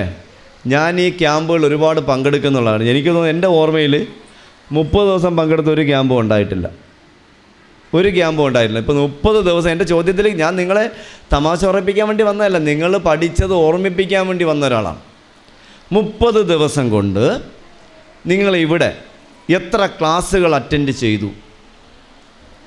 എത്ര പറയണം. ഇവിടുത്തെ പ്രസിഡൻറ്റും സെക്രട്ടറിയും ഖജാൻജിയൊക്കെ ഇവിടെ വന്ന് വിളക്കും കത്തിച്ച് പോയി ചുമ്മാ പോയി അവിടെ ഇരിക്കാനൊന്നും പറ്റില്ല. എത്ര ക്യാമ്പുകളിൽ പങ്കെടുത്തു നിങ്ങൾ? അത് കൃത്യമായിരിക്കണം. നമ്മൾ 1 രൂപ കടയിൽ കൊടുത്തൊരു മുട്ടായി വാങ്ങിക്കുമ്പോൾ 1 രൂപയല്ലേ കൊടുക്കുകയുള്ളൂ. 1 രൂപയ്ക്ക് 2 രൂപ കൊടുക്കൂലല്ലോ. അപ്പോൾ ഒരു ക്ലാസ്സിൽ പങ്കെടുക്കുമ്പോൾ നമ്മൾ ഒരു മാസം 30 ദിവസം കൊണ്ട് ഇദ്ദേഹം സംഘടിപ്പിച്ച പരിപാടിയിൽ എത്ര ക്ലാസ്സിൽ നിങ്ങൾ പങ്കെടുത്തു എന്ന് കൃത്യമായിട്ട് ഓർത്തു വെക്കണം. അതിലേറ്റവും പ്രധാനപ്പെട്ട ക്ലാസ് ഏതാണെന്ന് ഓർത്തു വെക്കണം. ഇതൊക്കെയാണ് ഞാൻ ഒരു കുഞ്ഞ് ഇങ്ങോട്ട് നോക്കിയിരുന്നേ, പുറകിൽ കുട്ടി, ആ കൊച്ചുകുട്ടി പുറകിൽ സംസാരിക്കുന്ന കുട്ടികളെങ്കിൽ പറയും പുണ്യം കൊണ്ടുവന്നേ, അവരെ നിക്കർ ഊരിട്ടിയും കൊണ്ടുവന്നേ. ആ മുന്നേ 3 കുട്ടികൾ പുറകിൽ സംസാരിക്കുന്നത് അവിടെ കുഞ്ഞു മക്കളതോ 3 പേരെയും കൊണ്ടുവന്നൊരു ഫോട്ടോ എടുക്കട്ടെ. ഇങ്ങോട്ട് നോക്കിയേ, തൊപ്പിക്കാരാ, എപ്പോൾ കല്യാണം? അങ്ങോട്ടൊന്നും പോണ്ട, ഇങ്ങോട്ട് ശ്രദ്ധിച്ചാൽ മതി കേട്ടോ. അപ്പോൾ ഞാൻ ഒരു കുഞ്ഞു ചോദ്യം ചോദിക്കട്ടെ. 10ാം ക്ലാസ്സിൽ പഠിക്കുന്ന കുട്ടികൾ കൈ വെക്കൂ. 10ൽ ഓക്കെ, 3 പേർ. മോളെ പേരെന്താ പറഞ്ഞത്? രാഗേന്ദു ഇവിടെ സ്ഥിരം പ്രസംഗിക്കാറുണ്ടോ? എഴുതി വെച്ചൊക്കെ വായിക്കാറുണ്ട് അല്ലേ? സന്തോഷം. രാഗേന്ദു എത്രല്ലാം പഠിക്കുന്ന? 10ൽ. നല്ല സ്ഫുടതയോടുകൂടി പ്രസംഗിച്ചു കേട്ടോ നിങ്ങൾ. സൂപ്പറായിരിക്കും, നന്നായിരിക്കട്ടെ, നല്ല ഭാവി ഉണ്ടാവട്ടെ എല്ലാവർക്കും, 2 മാത്രമല്ല. അതുപോലെ എൻ്റെ പ്രിയപ്പെട്ട കൊച്ചനിയെത്തി പാട്ട് പാടി, അദ്ദേഹത്തിൻ്റെ പേരെന്താണ്? ചന്ദന അല്ലേ? ചന്ദന അല്ലേ? MS ചന്ദന. മാറിപ്പോരുത് എഴുതുമ്പോൾ, മാറിയ നാണക്കേടാ. ഓക്കെ, ചന്ദന മോളെ സൂപ്പർ കേട്ടോ, അടിപൊളി, നന്നായിരിക്കട്ടെ. എന്ന് വെച്ചാൽ ഒന്നുമില്ലല്ലോ, നമ്മൾ മ്യൂസിക്കൊന്നും ഇല്ലാതെയാണ് പാടുന്ന മോള്. സൂപ്പർ, നന്നായിരിക്കട്ടെ, നല്ല ദൈവാനുഗ്രഹം ഉണ്ടാവട്ടെ. ഒരുപാട് വേദികളിൽ പോകാനുള്ള അവസരം ഉണ്ടാവാതിരിക്കട്ടെ. എന്താണെന്നറിയാം, പറയാം, ചിരിക്കാൻ പറഞ്ഞതല്ല മോളെ. കൊച്ചു വേദികളിൽ പോകുമ്പോൾ നമ്മളുടെ മാർക്കറ്റ് ഇടിയുകയാണ്. കുഞ്ഞു റോഡ് സൈഡിൽ ചില ആൾക്കാരുണ്ട്. ഇപ്പോൾ സാറിനെ വിളിച്ച് നാട്ടിലുള്ള പരിപാടികൾക്ക് മൊത്തം കൊണ്ടുപോകും. വിളിച്ചെടുത്തൊക്കെ പുള്ളി പോകാനിരുന്നാൽ എന്നെ പോലെയാവും. എവിടെയെങ്കിലും കൊണ്ട് ഇരുത്തിയാൽ രാവിലെ തൊട്ട് വൈകിട്ട് വരെ ഇരുത്തിക്കും. വൈകിട്ടാകുമ്പോൾ എന്താ പറയുക, 150 രൂപയുടെ ഒരു മെമ്മൻ്റെയും തന്ന് തിരിച്ചു വിടും. ഇതാണ് കാണാൻ കഴിയും. നമ്മുടെ ഒരു ദിവസം നമ്മളെ കാൽക്കുലേഷൻ എല്ലാം തെറ്റും. അതുകൊണ്ട് മോള് ഒരുപാട് ഈ കൊച്ചു വേദികളിലൊന്നും പോകാതിരിക്കട്ടെ, നല്ല വേദികൾ കിട്ടട്ടെ, ഒരുപാട് അറിയപ്പെടുന്ന ആളായി മാറട്ടെ. അതിലുപരി 1000 ആരോഗ്യ സൗഖ്യങ്ങൾ സൗഭാഗ്യം തരട്ടെ എന്ന് ആത്മാർത്ഥമായിട്ട് പ്രാർത്ഥിക്കുന്നു.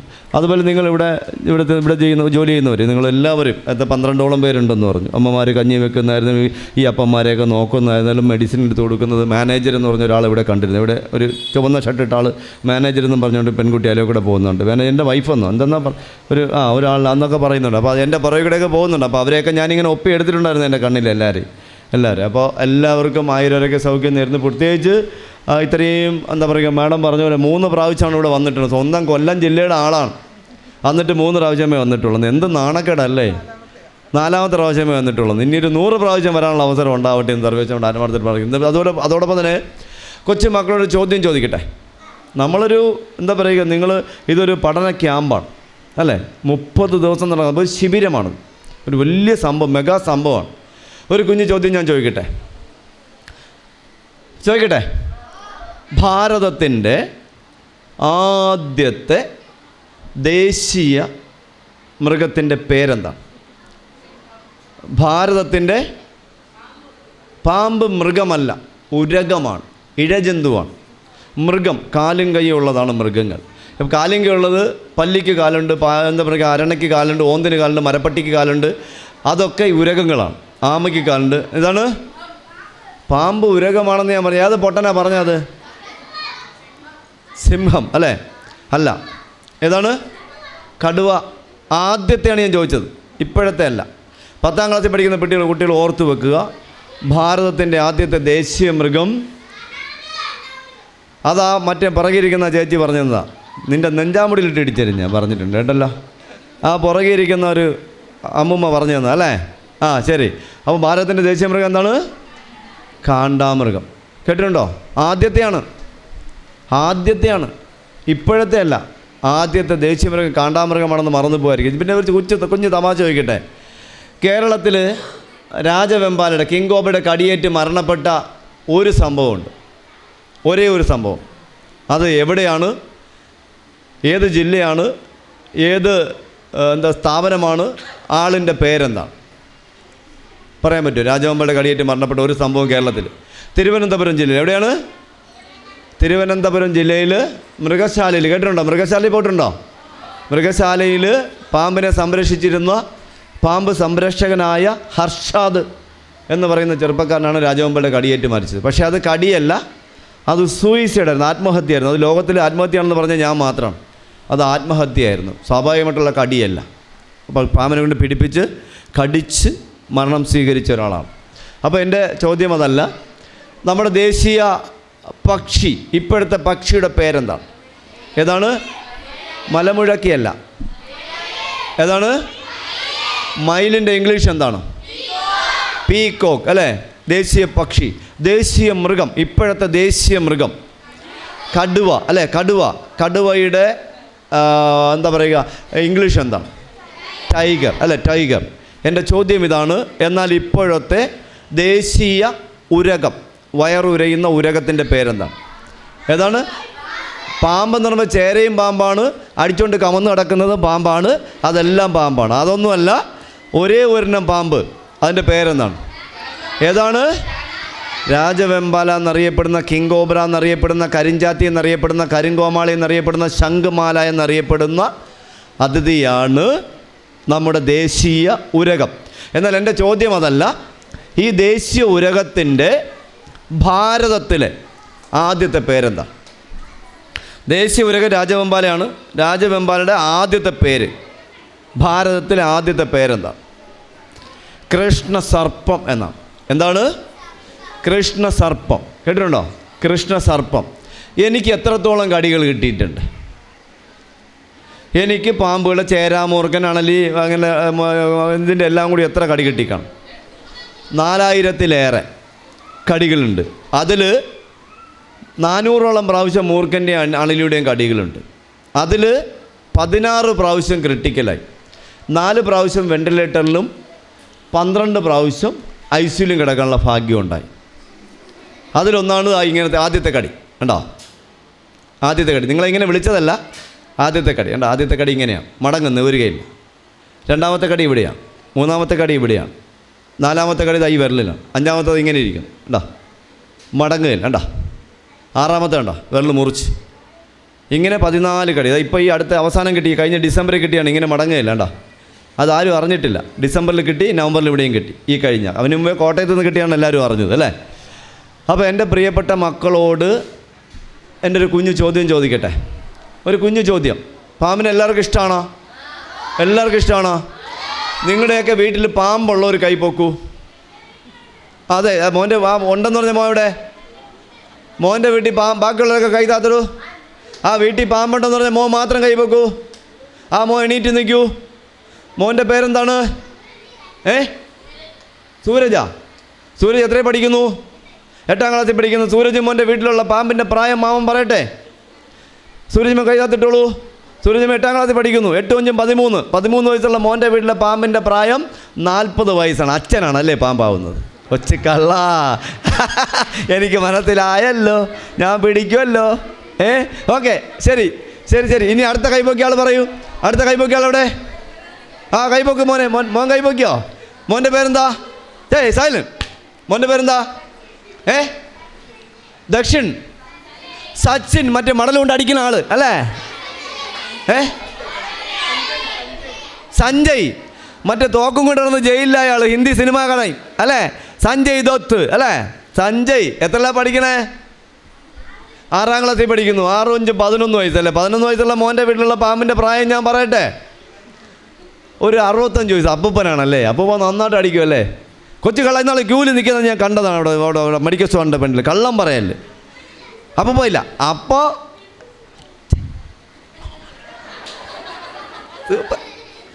ഓക്കെ, അടിപൊളി. അതാണ് മോൻ. കേട്ടോ, ഉള്ളാരും തുറന്ന് പറഞ്ഞാണ്ടോ? ആ മോനും കൈപോക്കിയോ? വേണ്ട. ആ മോൻ ഇട്ടേക്കുന്ന നിക്കറ് കീറിയതാ. വേണ്ട, നമുക്ക് വേണ്ട. ഓക്കെ, അപ്പോൾ എല്ലാവരും നേരെ ഇരിക്കൂ. അടിപൊളി. അപ്പോൾ എനിക്ക് എൻ്റെ പ്രിയപ്പെട്ട കുഞ്ഞും മോനെ ആ പുറകിൽ സംസാരിക്കാതിരിക്കും. ആരാ അവിടെ സംസാരിക്കണേ? ആരാ അവിടെ സംസാരിക്കണേ? ആ ചേട്ടനാണോ? ആ അണ്ണനാണോ? അണ്ണാ മിണ്ടായിരിക്കണ അണ്ണാ. ഓക്കെ, അപ്പോൾ ഇനി എൻ്റെ ഒരു ചോദ്യം, കുഞ്ഞു ചോദ്യം ചോദിക്കട്ടെ. പാമ്പിനെ വേട്ടയാടുന്ന ഒരേ ഒരെണ്ണം പക്ഷി, പാമ്പിനെ മയിൽ എന്താ പറയുക, പരന്ത് പാമ്പിനെ പിടിക്കാറുണ്ട്, കീരി പിടിക്കാറുണ്ട്, പൂച്ച പിടിക്കാറുണ്ട്, നായി പിടിക്കാറുണ്ട്, ഇവയൊക്കെ പിടിക്കാറുണ്ട്. പാമ്പിനെ വേട്ടയാടുന്ന ഒരേ ഒരെണ്ണം പക്ഷി എന്നറിയപ്പെടുന്ന പക്ഷി പരുന്തല്ല. പക്ഷിയുടെ പേരെന്താണ്? നിങ്ങൾ കഴുകനൊന്നുമല്ല, നിങ്ങൾ നേരത്തെ പറഞ്ഞതാണ്. അല്ല, ഏതാണ്? മയിൽ. പാമ്പിനെ വേട്ടയാടാൻ ഇത്രയും സൂപ്പർ ഒരു പക്ഷി വേറെയില്ല. മയിൽ എന്നറിയപ്പെടുന്ന പീക്കോക്കാണ് ഏറ്റവും പാമ്പിനെ വേട്ടയാടുന്ന പക്ഷിയൊന്ന് മറന്നു പോകാതിരിക്കുക കേട്ടോ. അപ്പോൾ അതുപോലെ നിങ്ങളെയൊക്കെ ഇപ്പോൾ മോനെത്രല്ല പഠിക്കണേ? 6 മോന് 11 വയസ്സ്. മോനെത്രയില്ല? 7 7 10 12 വയസ്സ്, 13 വയസ്സാവാൻ പോകുന്നു അല്ലേ? മോൻ്റെയൊക്കെ വളരെ ചെറുപ്പത്തിൽ 12 13 വയസ്സിലാണ് ഞാൻ ആദ്യമായിട്ട് പാമ്പിനെ പിടിക്കുന്നത്. വളരെ ചെറുപ്പത്തിൽ. ഇപ്പോൾ എത്ര വർഷമായെന്നറിയാമോ? 37 വർഷം കഴിഞ്ഞു പാമ്പ് മേഖലയിലേക്ക് വന്നിട്ട്. കടികൾ ധാരാളം വാങ്ങി. പാമ്പിൻ്റെ വെനം കേട്ടിട്ടുണ്ടോ? പാമ്പ് ഒരു എലിയെ കടിച്ച് ഒരു എലി ചാകുന്നു.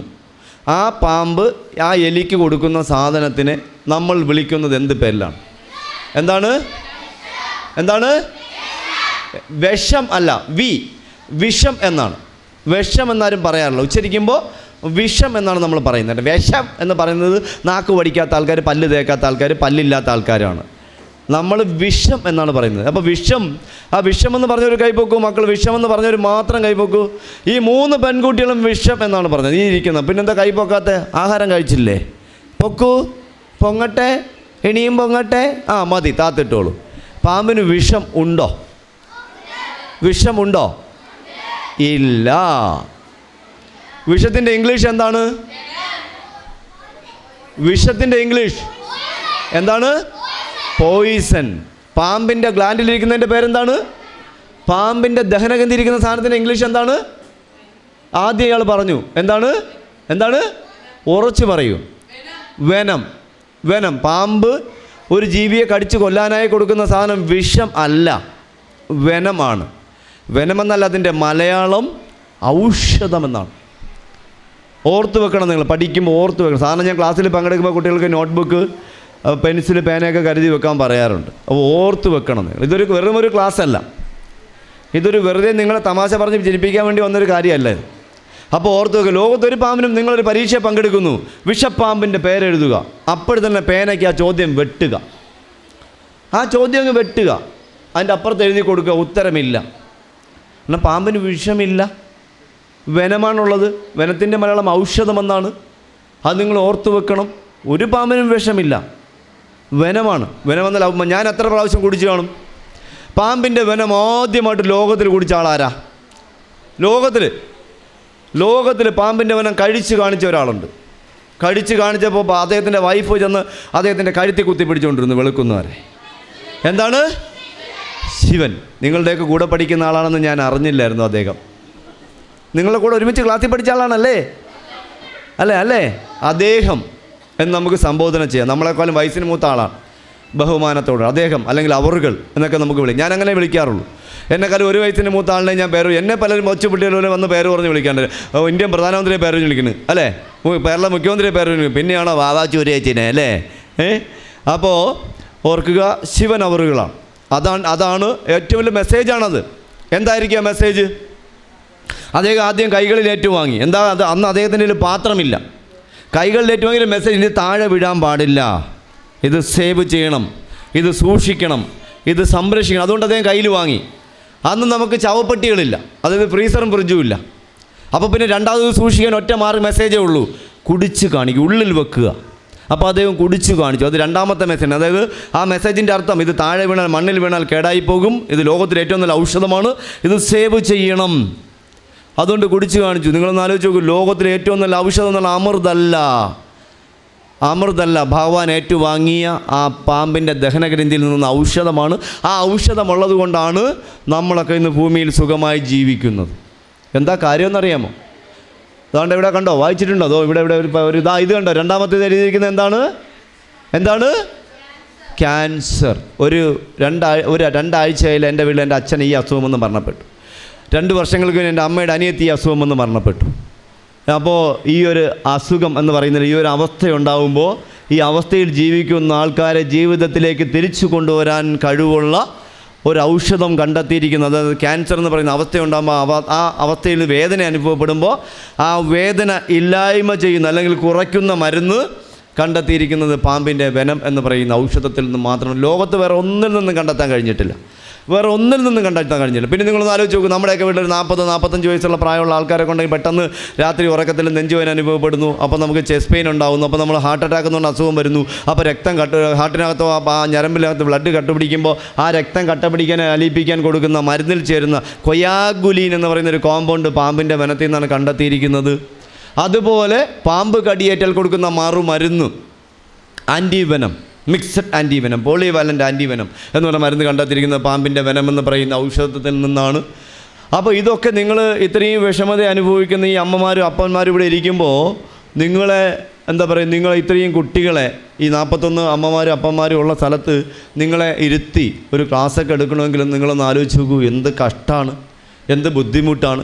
അപ്പോൾ ഇങ്ങനെയുള്ള പരിപാടികൾ സംഘടിപ്പിക്കുമ്പോൾ നിങ്ങൾ നല്ല കുട്ടികളായി വന്നിരുന്ന്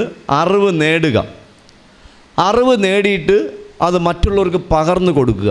ഒരു കുഞ്ഞു ചോദ്യം ചോദിക്കട്ടെ, നിങ്ങൾ കേട്ടിട്ടുണ്ടല്ലോ നോഹയുടെ പേടകം അല്ലെങ്കിൽ പെട്ടകം ഉണ്ടാക്കിയ ഒരു കഥ വായിച്ചിട്ടുണ്ടോ? നോഹയുടെ പേടകം ഉണ്ടാക്കിയത്, ആ ഒരു മരമുണ്ടായിരുന്നു, ലോകത്തിൽ ഒരുപാട് രാജ്യങ്ങളുണ്ടായിരുന്നു. പക്ഷേ അത് ഇന്ന് പൂർണ്ണമായിട്ട് നശിച്ചിരിക്കുന്നു. ആ സ്ഥലത്ത് വരെ നശിച്ചിരിക്കുന്നു. ഇന്ന് ലോകത്തിൽ ഏറ്റവും കൂടുതൽ ആ മരത്തിൻ്റെ പേരറിയാമോ നിങ്ങൾക്ക്? നിറംപല്ലി എന്നാണ് ആ മരത്തിൻ്റെ പേര്.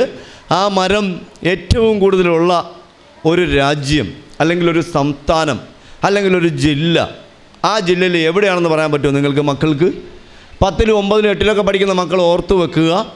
ആ നിറംപല്ലി എന്ന് പറഞ്ഞ മരം ഇന്ന് ഏറ്റവും കൂടുതലുള്ളത് കേരളത്തിലാണ്, പത്തനംതിട്ട ജില്ലയിലാണ്, ഉറാൻ എന്ന് പറയുന്ന സ്ഥലത്താണ്. ഗവി കഴിഞ്ഞ് റൈറ്റിലേക്ക് പോകുന്ന, കാട്ടിനകത്ത് റൈറ്റിലേക്ക് ഒരു 1.5 ദിവസം നടക്കുമ്പോൾ എത്തുന്ന സ്ഥലമാണ് ഉറാൻ. അവിടെയാണ് ആ മരമുള്ളതെന്ന് മറന്നു പോകാതിരിക്കുക കുട്ടികൾ. അതുപോലെ നിങ്ങളൊന്ന് ആലോചിച്ച് നോക്കും, ഇപ്പോൾ എത്ര പ്രാവശ്യം എനിക്ക് കടി കിട്ടി? പാമ്പിനെ തൊട്ടിട്ടുണ്ടോ നിങ്ങൾ? പാമ്പിനെ കണ്ടിട്ടുണ്ടോ നിങ്ങൾ? കണ്ടിട്ടുണ്ട് അല്ലേ? പാമ്പിനെ കണ്ടിട്ടുണ്ട്. പാമ്പിന് കണ്ണുണ്ടോ? ഉണ്ട് അല്ലേ? കണ്ണിന് കാഴ്ചയുണ്ടോ?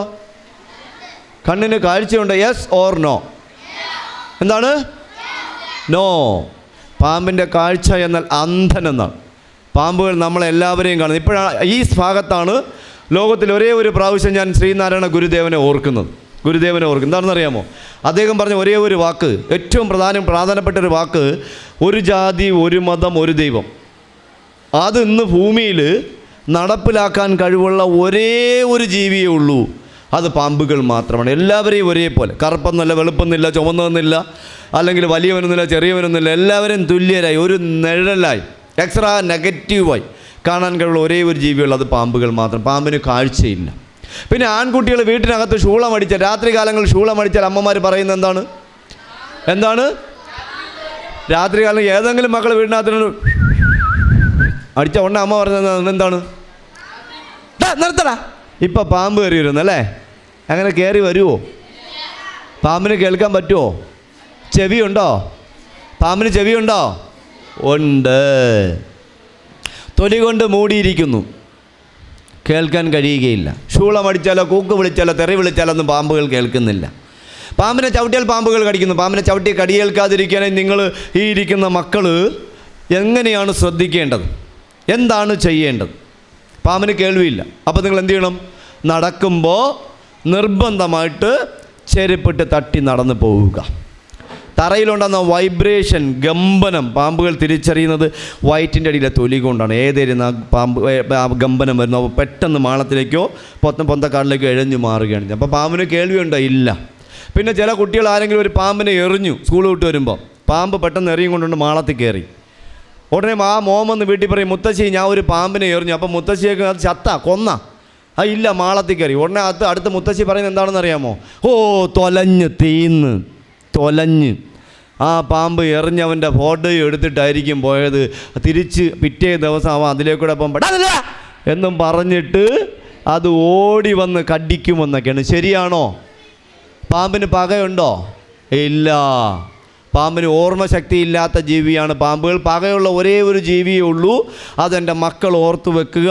ചില വൃത്തികെട്ട മനുഷ്യന്മാർ മാത്രമാണെന്ന് മറന്നു പോരും. മനസ്സിൽ പക കൊണ്ട് നടന്നിട്ട് അവസരം കിട്ടുമ്പോൾ ഇരുളിൻ്റെ മറവിൽ കണ്ടകോടാലിയും വെട്ടോത്തിയും പിച്ചാത്തിയായിട്ടൊക്കെ വന്ന് പതിയിരുന്ന് ആക്രമിക്കുന്ന ഒരേ ഒരു വൃത്തികെട്ട ജീവിയേ ഉള്ളൂ. അത് ചില വൃത്തികെട്ട മനുഷ്യന്മാർ മാത്രമാണെന്ന് മക്കൾ മറന്നു പോകാതിരിക്കുക. പിന്നെ നിങ്ങളെയൊക്കെ വീട്ടിൽ പാമ്പ് വരുമ്പോൾ നിങ്ങളുടെ മുത്തശ്ശിമാർ പാമ്പ് വരാതിരിക്കാനായി ചെയ്യുന്ന ആ മരുന്നിൻ്റെ പേരെന്താണ്? മണ്ണെണ്ണയുടെ കാര്യം മിണ്ടരുത്. റേഷൻ കടയിൽ പോലും കിട്ടത്തില്ല. സ്വർണ്ണക്കടയിൽ പോയാൽ സ്വർണ്ണം കിട്ടും. റേഷൻ കടയിൽ പോയാൽ ഇന്ന് മണ്ണെണ്ണയില്ല, കിണ്ണെണ്ണയില്ല, ഒന്നുമില്ല. എല്ലാം തീർന്നിരിക്കുകയാണ്. ആ പാട്ടയൊക്കെ കരിഞ്ഞ് തീ പിടിച്ചിരിക്കുകയാണ്. പിന്നെ എന്താണ്? ചതച്ചൊഴിക്കുന്നൊരു സാധനം ഉണ്ടായിരുന്നു. എന്താണ്? വെളുത്തുള്ളി. പണ്ടൊക്കെ ആണെങ്കിൽ മുത്തശ്ശിമാർ അമ്മിയിൽ ചതച്ചാണ് കൊണ്ടൊഴിച്ചു കൊടുക്കുന്നത്. ഇപ്പം കൊണ്ടൊഴിക്കുന്നത് എങ്ങനെയാണ്? മിക്സിയിൽ ജ്യൂസ് അടിച്ച് കൊണ്ട് പാമ്പിൻ്റെ അണ്ണാക്കി കൂടെ കൊണ്ടൊഴിച്ചു കൊടുക്കും അല്ലേ? ആ പാമ്പ് നിങ്ങളുടെ അമ്മമാർ കൊണ്ടൊഴിച്ചു കൊടുക്കുന്ന വെളുത്തുള്ളി ജ്യൂസ് കുടിച്ചിട്ട് നിങ്ങളുടെ അമ്മയോട് ചോദിക്കും, അമ്മ ഇനിയുണ്ടാ വെളുത്തുള്ളി ഊസ് എന്ന്. ചമ്മന്തി കഴിക്കുന്ന മക്കളുണ്ട്, കൈ പോക്കൂ. ചമ്മന്തി, ഇന്നത്തെ ചമ്മന്തി. നിങ്ങളൊക്കെ ചമ്മന്തി കഴിക്കുമോ? ആടിപ്പൊളി. കൈതാത്തിടൂ. നിങ്ങൾ വീട്ടിൽ പോയിട്ട് അല്ലെങ്കിൽ ഇരിക്കുന്ന പ്രായമുള്ള മുത്തശ്ശിമാരോട് ചോദിക്കണം, അമ്മ പണ്ടത്തെ ചമ്മന്തിയുടെ ടേസ്റ്റ് ഇന്നത്തെ ചമ്മന്തിക്ക് ഉണ്ടോ എന്ന് ചോദിക്കണം. അപ്പോൾ അമ്മമാർ പറയും, ഇല്ല മക്കളെ. അപ്പോൾ എന്തായിരിക്കും കാരണം? പണ്ട് ചമ്മന്തി അരയ്ക്കുന്നുണ്ടല്ലോ മുത്തശ്ശി വീട്ടിൻ്റെ പിന്നിൽ ഒരു തിട്ട ഉണ്ടാക്കി തിട്ടയിൽ കല്ല് വെച്ചിട്ട് ഒരു തേങ്ങയൊക്കെ ചിരണ്ടി ഒരു അഴുക്ക കീറ തുണിയിട്ട് മൂടിയിട്ടേക്കും. വൈകിട്ടാകുമ്പോൾ രാവിലെ അരച്ചിട്ട് പിറ്റേന്നാകുമ്പോൾ ഒരു ചെറിയ കിണ്ണത്തിൽ വെള്ളം എടുത്ത് തേങ്ങയൊക്കെ ചെണ്ടി 2 പാത്രത്തിലായിട്ട് ഇങ്ങനെ കൊണ്ട് അവിടെ വെച്ചിട്ട് ആ മുണ്ടെടുത്തങ്ങ് കളയും. എന്നിട്ട് ആ കൈ കൊണ്ട് തന്നെ വെള്ളം എടുത്ത് ഒരു കുടത്തില്ല. എന്നിട്ട് ഇങ്ങനെ ഒരു തുടച്ചിട്ട് പിന്നെ മുത്തശ്ശി എന്താണ് ചെയ്യുന്നത്? ഈ കൈ എന്ത് ചെയ്യും? തുടച്ച കൈ, ആ കൈ അങ്ങനെ തന്നെ ഇരിക്കും. പക്ഷേ ഈ കൈ എന്താ വെച്ചാൽ തുടച്ച ഉടനെ മുത്തശ്ശി എന്നൊരു മരുന്നുണ്ട്. ഇങ്ങനെ ഒരു തുടപ്പാ കണ്ടിട്ടുണ്ടോ? അങ്ങനെ ഒരു തുടപ്പ കണ്ടിട്ടുണ്ടോ? അപ്പോൾ എന്നിട്ട് ആ മുത്തശ്ശി മുളക് വെച്ച് ചതയ്ക്കും, പിന്നെ മഞ്ഞൾ ചതയ്ക്കും, എല്ലാം ചതച്ച് തേങ്ങയൊക്കെ ചെരി ഇടയ്ക്കിടയ്ക്ക് വെള്ളത്തിൽ മുക്കും, ഇങ്ങനെയൊക്കെ ചണ്ടി വയ്ക്കും. എന്നിട്ട് വീണ്ടും തുടയ്ക്കും. കണ്ടല്ലേ? അവസാനമാണ് മുത്തശ്ശി ഉള്ളി ചതയ്ക്കുന്ന. അവസാനം ഉള്ളി ചതച്ച് പോകുമ്പോൾ മുത്തശ്ശിയുടെ കണ്ണിലും മൂക്കിലൊക്കെ തെറിക്കും. അപ്പോൾ മൂക്കിൽ കൂടെയൊക്കെ ഒലിക്കും. അപ്പോൾ മുത്തശ്ശി ആ കൈ കൊണ്ട് എന്തിനാ ഇങ്ങനെ ആക്കിയിട്ട് ഒരു പിഴിച്ച് കളഞ്ഞിട്ട് ആ കൈ കൊണ്ട് പിന്നെ വെള്ളത്തിലൊന്നും മുക്കൂല. ആ കൈ കൊണ്ട് തേങ്ങയൊക്കെ ഇങ്ങനെ കൂട്ടി വെച്ച് ചമ്മന്തി അരച്ച് തന്നിരുന്നു. അന്നത്തെ ചമ്മന്തിയുടെ ടേസ്റ്റ് എന്തായിരുന്നു? മുത്തശ്ശിയുടെ മൂക്കളയായിരുന്നു എന്ന് നിങ്ങൾ മറന്നു പോകാതിരിക്കുക. അപ്പോൾ നിങ്ങൾ വീട്ടിൽ പോയിട്ട് അമ്മയോട് പറയണം, അമ്മ എനിക്ക് സാധാ ചമ്മന്തി വേണ്ട, മൂക്കള ചമ്മന്തി മതിയെന്ന് മക്കൾ പറയണം. കോഴിമുട്ട കഴിക്കാറുണ്ടോ എല്ലാവരും? കോഴിമുട്ട കഴിക്കുന്നൊരു പൊക്കൂ. ആടിപ്പൊളി. കൈതാത്തൊരു കോഴിമുട്ടയുടെ വെള്ളം കണ്ടിട്ടുണ്ടോ? ആടിപ്പൊളി. നല്ല പനി വന്നിട്ടുണ്ടോ? നല്ല ജലദോഷം വന്നിട്ടുണ്ടോ? ഇനി നല്ല ജലദോഷം വരുമ്പോൾ ഒരു മുട്ട പൊട്ടിച്ച് പാത്രത്തിൽ ഒഴിച്ചിട്ട് ഈർക്കിലെടുക്കുക, അതിൻ്റെ വെള്ളം ഇങ്ങനെ കോരുക. എന്നിട്ട് മൂക്ക് പിടിച്ചിട്ട് ഇങ്ങനെ നോക്കണം. 2 ഒരേ സാധനം. അമ്പയുടെ ചക്കരേ, 2 ഒരേ സാധനം അല്ലേ? സൂപ്പറാ. നമ്മൾ കൊച്ചിലേക്ക് എന്ത് കുടിച്ചിട്ടുണ്ടല്ലേ? മൂക്കി കൂടെ ഒലിക്കുമ്പോൾ ഇങ്ങനെ അല്ലേ? ശരിയല്ലേ? കുടിച്ചിട്ടില്ലേ? മോൾ ഇന്നാൾ സ്കൂളിൽ നിന്ന് കുടിക്കണം മാമൻ കണ്ടതാണ്, കള്ളം പറയരുത്. ഓക്കെ, ശരി. അപ്പോൾ ആ മുത്തശ്ശിയോട് പറഞ്ഞ ചമ്മന്തിയുടെ ടേസ്റ്റ് പോരാ, മൂക്കള ചമ്മന്തി വേണമെന്ന് പറയണം. പോട്ടെ. അപ്പോൾ ഞാൻ പറഞ്ഞു വന്നത്, അപ്പോൾ ഏതോ ഒരു പണ്ടൊരു മുത്തശ്ശി ഇങ്ങനെ ചമ്മന്തി അരച്ചുകൊണ്ട് നിന്നപ്പോൾ അവസാനം ചതച്ചത് വെളുത്തുള്ളിയായിരുന്നു. ഈ വെളുത്തുള്ളി ചതച്ചുകൊണ്ട് നിന്നപ്പോൾ താഴെ കൂടെ ഒരു ചേര പോയി. ഈ മുത്തശ്ശി ചതച്ച വെളുത്തുള്ളി വാരി അടുത്തിരുന്ന കിണ്ണത്തിൽ കലക്കിയിട്ട് പോ മക്കളെന്ന് പറഞ്ഞ് ഒഴിച്ചപ്പോൾ ചേര സ്പീഡിൽ പോയി. എൻ്റെ പൊന്നു മക്കളെ, പിന്നെ മുത്തശ്ശിയുടെ ഒരു സന്തോഷം കാണും. മുത്തശ്ശി ഉടുത്തിരുന്ന മുണ്ടിൻ്റെ തല അങ്ങോട്ട് പൊക്കി പിടിച്ചിട്ട് മുത്തശ്ശി പറഞ്ഞു, ഉറേക്കാ ഉറേക്കാ, ഞാൻ കണ്ടുപിടിച്ചു, വെളുത്തുള്ളി നല്ലതാണ്, വയറ്റിൽ നിന്ന് ഗ്യാസ് പോകാനെന്നാണ് പറഞ്ഞത്. പക്ഷേ കേട്ടവർക്ക് തെറ്റിപ്പോയെന്ന്. ഒളിച്ചിരുന്ന ആരോ പതിയിരുന്ന് കേട്ടപ്പോൾ തെറ്റിപ്പോയി. അന്ന് തൊട്ടാണ് വെളുത്തുള്ളി അടച്ച് പാമ്പിൻ്റെ തലയിൽ കൊണ്ട് ഒഴിച്ചു കൊടുക്കുന്നത്. പാമ്പും വെളുത്തുള്ളിയായിട്ട് യാതൊരു ബന്ധവുമില്ല. പാമ്പിന് മൂക്കുണ്ടോ? മൂക്കുണ്ട്, മണമെടുക്കാൻ കഴിയില്ല. പാമ്പിന് മൂക്കുണ്ട്, മണമെടുക്കാൻ കഴിയില്ല. അത് ഓർത്ത് വെക്കണം.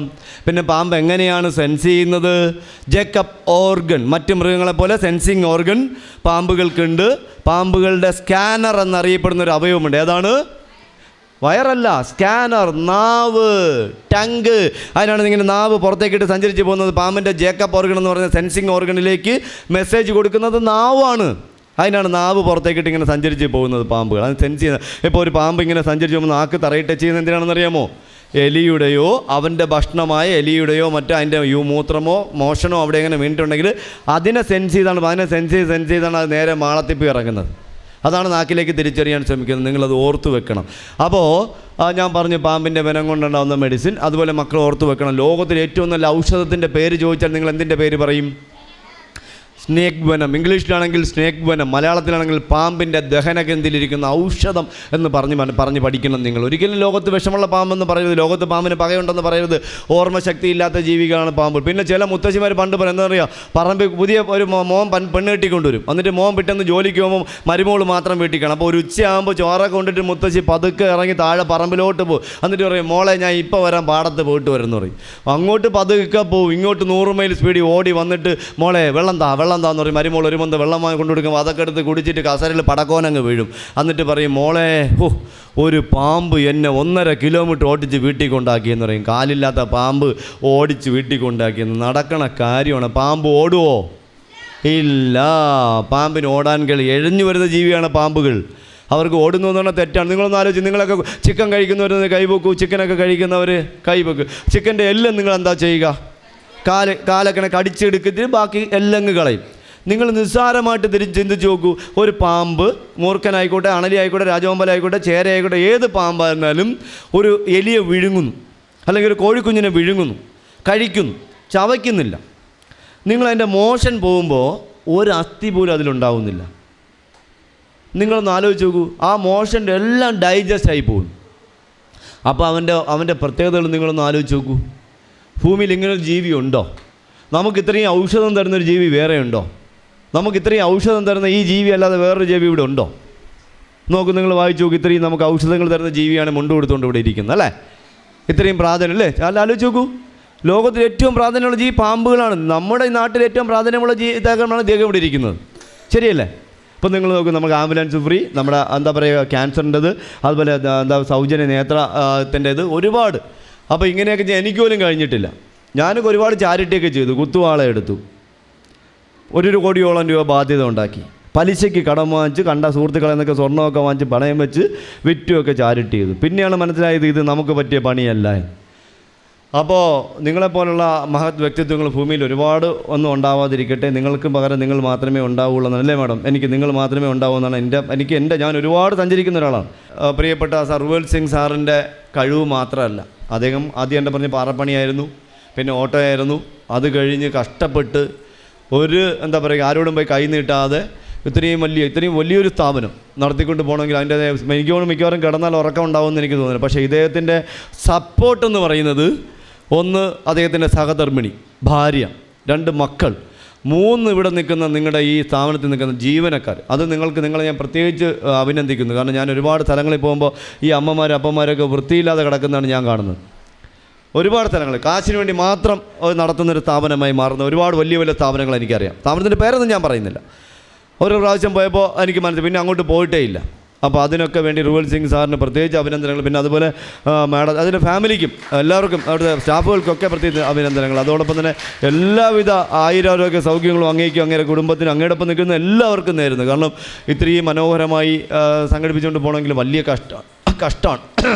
അപ്പോൾ എന്തായാലും എൻ്റെ മക്കൾ, നിങ്ങൾക്ക് എല്ലാവർക്കും, ഈ ഇരിക്കുന്ന മക്കൾക്ക് മുഴുവൻ പേർക്കും നിങ്ങളെ പരസ്പരം അറിയാമോ? എല്ലാവരെയും അറിയാമോ? എൻ്റെ ചോദ്യം ഇതാണ്. അടുത്തിരിക്കുന്ന ആളിനെ അറിയാമോ എന്നല്ല ഞാൻ ചോദിക്കുന്നത്. നിങ്ങളിപ്പോൾ എല്ലാവരും ഇവിടുത്തെ ഡയറിയിൽ നിങ്ങളുടെ പേരുകൾ എഴുതുന്നത് ഞാൻ കണ്ടു, ബുക്കിൽ പേരെഴുതുന്നു.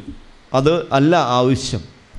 നിങ്ങൾ പരസ്പരം എല്ലാവരും പരിചയപ്പെടണം. ആദ്യം ഒരാൾ വന്നു, ആ ഒരാൾ ഞാൻ നിങ്ങളെയൊക്കെ ഒന്ന് പരിചയപ്പെട്ടു. എന്തിനു വേണ്ടിയാണ്? നിങ്ങളൊക്കെ എന്ത് ചെയ്യുന്നു, നിങ്ങളുടെ ആറ്റിറ്റ്യൂഡ് മനസ്സിലാക്കാൻ വേണ്ടിയാണ്. നിങ്ങൾ ഏത് സ്വഭാവക്കാരാണ് എന്നൊരു പരിചയപ്പെടുമ്പോൾ നമുക്കറിയാൻ പറ്റും. അപ്പോൾ നിങ്ങൾ പരമാവധി ഒരാൾ ഇതുപോലൊരു വേദിയിൽ ആദ്യം വരുന്ന ആൾ, ഇനി തൊട്ട് നിങ്ങൾ അങ്ങനെ ആവണം മക്കൾ. എങ്കിൽ മാത്രമേ നിങ്ങൾക്ക് മാതൃകാപരമായിട്ട് നമ്മുടെ നാട്ടിൽ നല്ലവരായി ജീവിക്കാൻ നിങ്ങൾക്ക് കഴിയുകയുള്ളൂ. വരുന്ന ആളെന്ന് ഒരാളിനെ വരുമ്പോൾ ഇന്ന് ഷേക്കൻഡ് കൊടുക്കുക, അല്ലെങ്കിൽ നമസ്തേ പറയുക, പേര് ചോദിക്കുക. നമുക്കറിയില്ല, പേര് ചോദിക്കുക, എത്രാം ക്ലാസ്സിൽ പഠിക്കുന്നു എന്ന് ചോദിക്കുക, ഏത് സ്കൂളിൽ പഠിക്കുന്നു എന്ന് ചോദിക്കുക. അങ്ങനെയൊക്കെയാണ് വേണ്ടത്. അല്ല എനിക്ക് മാത്രം പഠിക്കണം, ഞാൻ മാത്രം ജയിക്കണമെന്ന് നിങ്ങളാരും വിചാരിക്കരുത്. മാമൻ ഏതുവരെ പഠിച്ചോ, ഞാൻ ഏതുവരെ പഠിച്ചു കാണും? ഞാൻ വെറും വട്ടപൂജ്യമാണ്. ഞാൻ 10ാം ക്ലാസ് വരെ പഠിച്ചിട്ടുള്ളൂ. അത് നിങ്ങളെപ്പോലെ എനിക്ക് ഇതുപോലത്തെ ആൾക്കാരൊന്നും ഇല്ലായിരുന്നു സഹായിക്കാനും. ഞാൻ 13ാമത്തെ വയസ്സിൽ കൂലിപ്പണിക്കിറങ്ങി. 5 രൂപയാണ് ശമ്പളം. ആ പൈസ വാങ്ങി കിട്ടി, പെൻസിലും പേനയൊക്കെ വാങ്ങി. അങ്ങനെയാണ് ഞാൻ UPSൽ പഠിച്ചത് 5ാം ക്ലാസ്സിൽ പഠിക്കുമ്പോൾ. അത് കഴിഞ്ഞ് ഹൈസ്കൂളിൽ പഠിച്ചപ്പോഴും ഞാൻ നല്ലൊരു 10 ദിവസം സ്കൂളിൽ പോവും, 10 ദിവസം ജോലി. അങ്ങനെയാണ് ഞാൻ പഠിച്ചത്.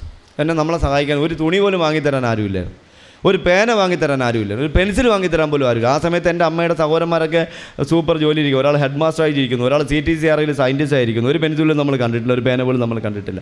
നമ്മൾ ആരെയും മുന്നേ കൈ നീട്ടാനും പോയിട്ടില്ല. പക്ഷേ ഇന്ന് നിങ്ങൾ നോക്ക്, നിങ്ങളൊക്കെ ഇരിക്കുന്ന വസ്ത്രം കാണുമ്പോൾ എനിക്ക് സന്തോഷം തരും. ഞാനൊക്കെ ഇടുമ്പോൾ എൻ്റെ വീടിൻ്റെ തൊട്ടടുത്ത് പോസ്റ്റ് ഓഫീസിൽ വീടുന്നൊരു വീടുണ്ട്. അപ്പോൾ അവിടുത്തെ 3-4 മക്കളുണ്ട്. അവരൊക്കെ ഇട്ട് കീറിയ ട്രൗസറുകൾ നമുക്ക് തരും. ഞങ്ങളൊക്കെയാണ് അത് സൂചി നൂലും കൊണ്ട് തുന്നിക്കെട്ടി ഞങ്ങൾ സ്കൂളിൽ ഇട്ടുകൊണ്ട് പോകുന്നത്. ഒരുപാട് ഞങ്ങൾ കൊണ്ടുവന്ന സ്കൂളിൽ കൊണ്ടുവന്ന ബാഗുകൾ എന്താണ്? LG കായത്തിൻ്റെ ബാഗുകളാണ്, സഞ്ചികളാണ്. നിങ്ങളൊക്കെ എന്ത് മനോഹരം. ഇന്നിപ്പോൾ നാളെ 98-100 കുട്ടികൾക്ക് ഇവിടെ ബുക്ക് പാഠപുസ്തകങ്ങൾ. ഞാൻ ഇന്നലെ ഒരു പരിപാടിയിൽ പുനലൂർ പങ്കെടുത്ത് കുട്ടികൾക്ക് ബുക്ക് കൊടുക്കുന്നൊരു പരിപാടി പങ്കെടുക്കും. അപ്പോൾ നിങ്ങൾക്കൊക്കെ സഹായിക്കാൻ എന്ത് ആൾക്കാരാണ് ഉള്ളത്? ഞാൻ കഴിഞ്ഞതിൻ്റെ മുമ്പിലത്തെ വർഷം 290 കുട്ടികൾക്ക് RCCയിൽ മാത്രം കുട്ടികൾക്ക് ബുക്കും കുടയും ബാഗും പെൻസിലും യൂണിഫോം തയ്ക്കാനുള്ള പൈസ ഉൾപ്പെടെ ഞാൻ കൊടുത്തു. പക്ഷേ പിന്നെ ആയപ്പോൾ എനിക്കത് മുന്നോട്ട് കൊണ്ടുപോകാൻ പറ്റാതായി. കാരണം എന്നെ കൊണ്ടൊന്നിനും പറ്റാത്തൊരവസ്ഥ. അത്രയ്ക്ക് തിരക്കിൽ ഞാൻ ഓടിക്കൊണ്ടിരിക്കുന്നതൊന്നും കോർഡിനേറ്റ് ചെയ്യാൻ പറയുന്നില്ല, ആരെയും കൊണ്ട് കോർഡിനേറ്റ് ചെയ്യാൻ ഞാൻ സമ്മതിക്കത്തില്ല. അപ്പോൾ ഇതുപോലുള്ള മഹത് വ്യക്തിത്വങ്ങൾ നമ്മുടെ നാട്ടിൽ ഉള്ളത് കൊണ്ടാണ് മക്കളെ നിങ്ങൾക്ക് ഇങ്ങനെ ഒന്നിരിക്കാൻ പറ്റുന്നത്, ഒരു അവസരമുണ്ട്. അത് പറഞ്ഞു അദ്ദേഹം. നിങ്ങൾ ഈ നാട്ടിലുള്ള ആൾക്കാരുടെ സഹകരണത്തെക്കുറിച്ച് അദ്ദേഹം നല്ല സമീപനമാണ്, നല്ല സഹകരണമാണ്. നിങ്ങളുടെ ഈ നാട്ടിലുള്ള നിങ്ങളുടെയൊക്കെ അപ്പനും അമ്മയുടെയൊക്കെ സഹകരണം അപാരമാണെന്നാണ് അദ്ദേഹം പറഞ്ഞത്. അതുകൊണ്ട് മാത്രമാണ് ഇദ്ദേഹത്തിന് ഇങ്ങനൊരു സ്ഥാപനം ഇവിടെ നടത്തിക്കൊണ്ട് പോകാൻ കഴിയുന്നത്. അപ്പോൾ എന്തായാലും നിങ്ങൾ വളർന്നു വരുന്ന മക്കളും ഇതുപോലെ മാതൃകയായി മാറണം. അല്ലെങ്കിൽ ഞാൻ മാത്രം എനിക്ക് മാത്രം. ഇപ്പോൾ നമ്മൾ ഇത്രയും പേര് 10ാം ക്ലാസ് എഴുതുകയാണ്, ഒരാൾ ജയിച്ചു, ബാക്കി 99 പേര് ജയിച്ചു, ഒരാൾ തോറ്റു. നിങ്ങൾ ആരെങ്കിലും തോറ്റ ആളിനെ ഓർക്കാറുണ്ടോ?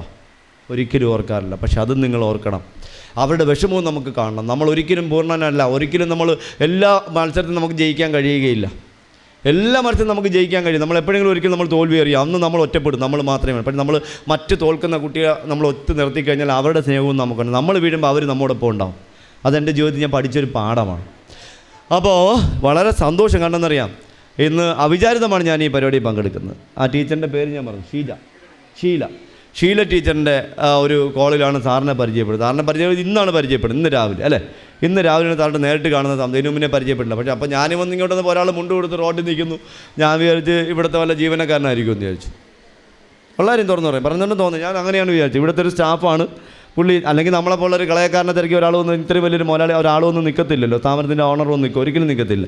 ഞാനൊക്കെ ഒരു സാധാരണക്കാരനായ ഒരാളിനെ തിരക്കി അവിടെ നിന്ന് കൈ കാണിക്കുന്നു. അപ്പോൾ ഞാൻ വിചാരിച്ച് ഇവിടെ നിന്ന് ചുമതലപ്പെടുത്തി വിട്ട ഒരാളായിരിക്കും വണ്ടിയുടെ മുന്നിൽ വന്ന് നിൽക്കുന്നത്. എന്തായാലും നിങ്ങളുടെ ആ എളിമയാണ് അങ്ങേ ഈ ജീവിതത്തിൽ ഏറ്റവും വലിയവനാക്കി മാറ്റുന്നത്. അതാണ് നിങ്ങളുടെ ഏറ്റവും വലിയ കഴിവ്. അതിന് ദൈവം എന്നും ലോകം ഉള്ളിടത്തോളം കാലം അങ്ങയുടെ ഇത് അങ്ങനെ തന്നെ നിലനിൽക്കട്ടെ. ആ ഒരു എളിമ എന്നും അങ്ങനെ തന്നെ നിലനിൽക്കട്ടെ എന്ന് ദൈവീശ്വരനോട് ആത്മാർത്ഥത്തിൽ പ്രാർത്ഥിക്കുന്നു.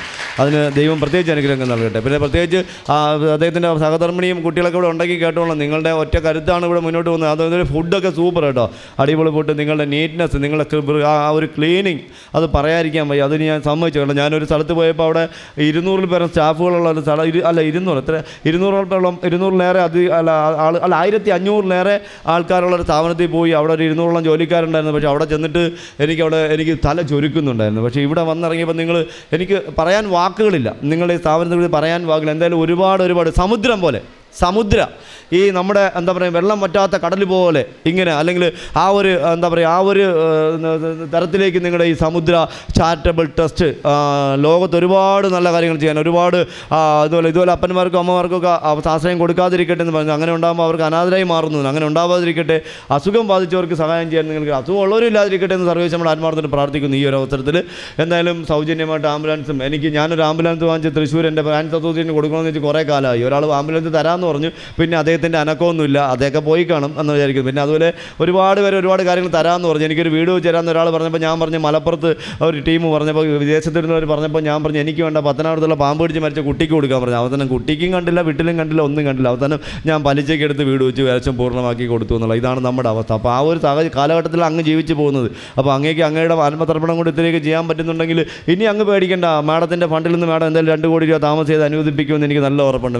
മാഡത്തിന് അതിന് വേണ്ടുന്ന കഴിവൊക്കെ ഉണ്ട്. ഇതൊക്കെ ഉള്ളതുകൊണ്ട് പറഞ്ഞ് കുത്തിന് പിടിച്ചിടായി 2 കോടി രൂപ അവിടെ കൊടുക്കണമെന്ന് പറയും. പിന്നെ മാഡം അത് ചെയ്യിക്കുമെന്ന് എനിക്കറിയാം. അപ്പോൾ അല്ലെങ്കിൽ അതൊക്കെ ചെയ്തിട്ട് എൻ്റെ നല്ല മനസ്സുണ്ടാവട്ടെ. അപ്പോൾ എൻ്റെ പ്രിയപ്പെട്ട മക്കൾക്ക് എന്തെങ്കിലും ചോദ്യങ്ങൾ എന്നോട് ചോദിക്കാനുണ്ട്? നിങ്ങളെല്ലാവരും എൻ്റെ എന്താ പറയുക എൻ്റെ വളരെ വളരെ വളരെ വളരെ കുഞ്ഞു മക്കളാണ്. എന്തെങ്കിലും ചോദ്യങ്ങൾ ചോദിക്കാനുണ്ട്? എന്ത് ചോദ്യങ്ങൾ ചോദിക്കുക? എന്നെ തെറി വിളിക്കാതിരുന്നാൽ മാത്രം മതി. നല്ല ഉറക്കം. രാത്രി ആകുമ്പോൾ അമ്മയുടെ മൊബൈലെടുത്ത് വെച്ച് കളിച്ചുകൊണ്ടിരിക്കുക അല്ലേ, വീഡിയോ ഗെയിമും കളിച്ചുകൊണ്ടിരിക്കുക അല്ലേ. നല്ല ഉറക്കം വരണം. വയ്യേ? എന്തു പറ്റി ഞങ്ങൾ? വയ്യേ? എന്തു പറ്റി? ക്ഷീണമുണ്ടോ? തലവേദന എടുക്കുന്നോ? ഉറങ്ങിക്കോളൂ. ഉറങ്ങിക്കോ. കണ്ണടച്ചോ. ഞാൻ പേര് ചുമ്മാ ഇരുന്ന് ഉറങ്ങി. മോൾ ഉറങ്ങിക്കോ. കണ്ണടച്ചോ. കണ്ണടച്ചോ. ഓക്കെ. അപ്പോൾ നമ്മൾ എന്താ പറയുക, നല്ല ഒരു എന്ത് ചോദ്യമാണ് നിങ്ങൾക്ക് എന്നെ ചോദിക്കാം? എന്താ ചോദിക്കാനുള്ളത്? മോൾക്ക് ചോദിക്കണ്ട. ചേച്ചി മോട്ടെ ഇങ്ങോട്ട് ചോദ്യമുണ്ടോ? ആ പല്ല് ആർക്ക് പണയം വെച്ച് ഒരെണ്ണം കാണുന്നില്ലല്ലോ. പകരം ഒരു പല്ല് തരട്ടെ, ഒരു പാമ്പിൻ്റെ പല്ല്, ഒരു അണലിയുടെ പല്ല്, നന്നായിരിക്കുന്ന വളഞ്ഞിങ്ങനെ സൂപ്പറായിട്ടിരിക്കും. ആണോ? വേണ്ട. ഓക്കെ, ചോദിക്കും. എന്തൊരു ചോദിക്കാണ്? സെക്രട്ടറി, പ്രസിഡൻറ്റ്, ട്രഷറർ ഒക്കെ ഉണ്ടല്ലോ ഇവിടെ. ആരൊക്കെ ഉണ്ടായിരുന്നല്ലോ? എല്ലാവരും ഇങ്ങോട്ട് നോക്കിയിരിക്കും. ഈ പിന്നിലേക്ക് നോക്കരുത്. വീട്ടിൽ താറാവുള്ളൊരു കൈപ്പൊക്ക്, വീട്ടിൽ താറാവ് വളർത്തുന്നൊരു കൈപ്പൊക്ക്. താറാവ് വീട്ടിലുണ്ട്. താറാവിനെ കണ്ടിട്ടുണ്ടോ? താറാവുള്ളവർ എണീറ്റിരിക്കൂ. താറാവ് വീട്ടിലുള്ളവർ മാത്രം എണീറ്റ്, ഒരാൾ. ബാക്കിയുള്ളവർ കൈയാത്ര. മോളെ പേരെന്താ? സൈലന്റ്. ഇങ്ങോട്ട് നോക്കി. എന്താ പേര്?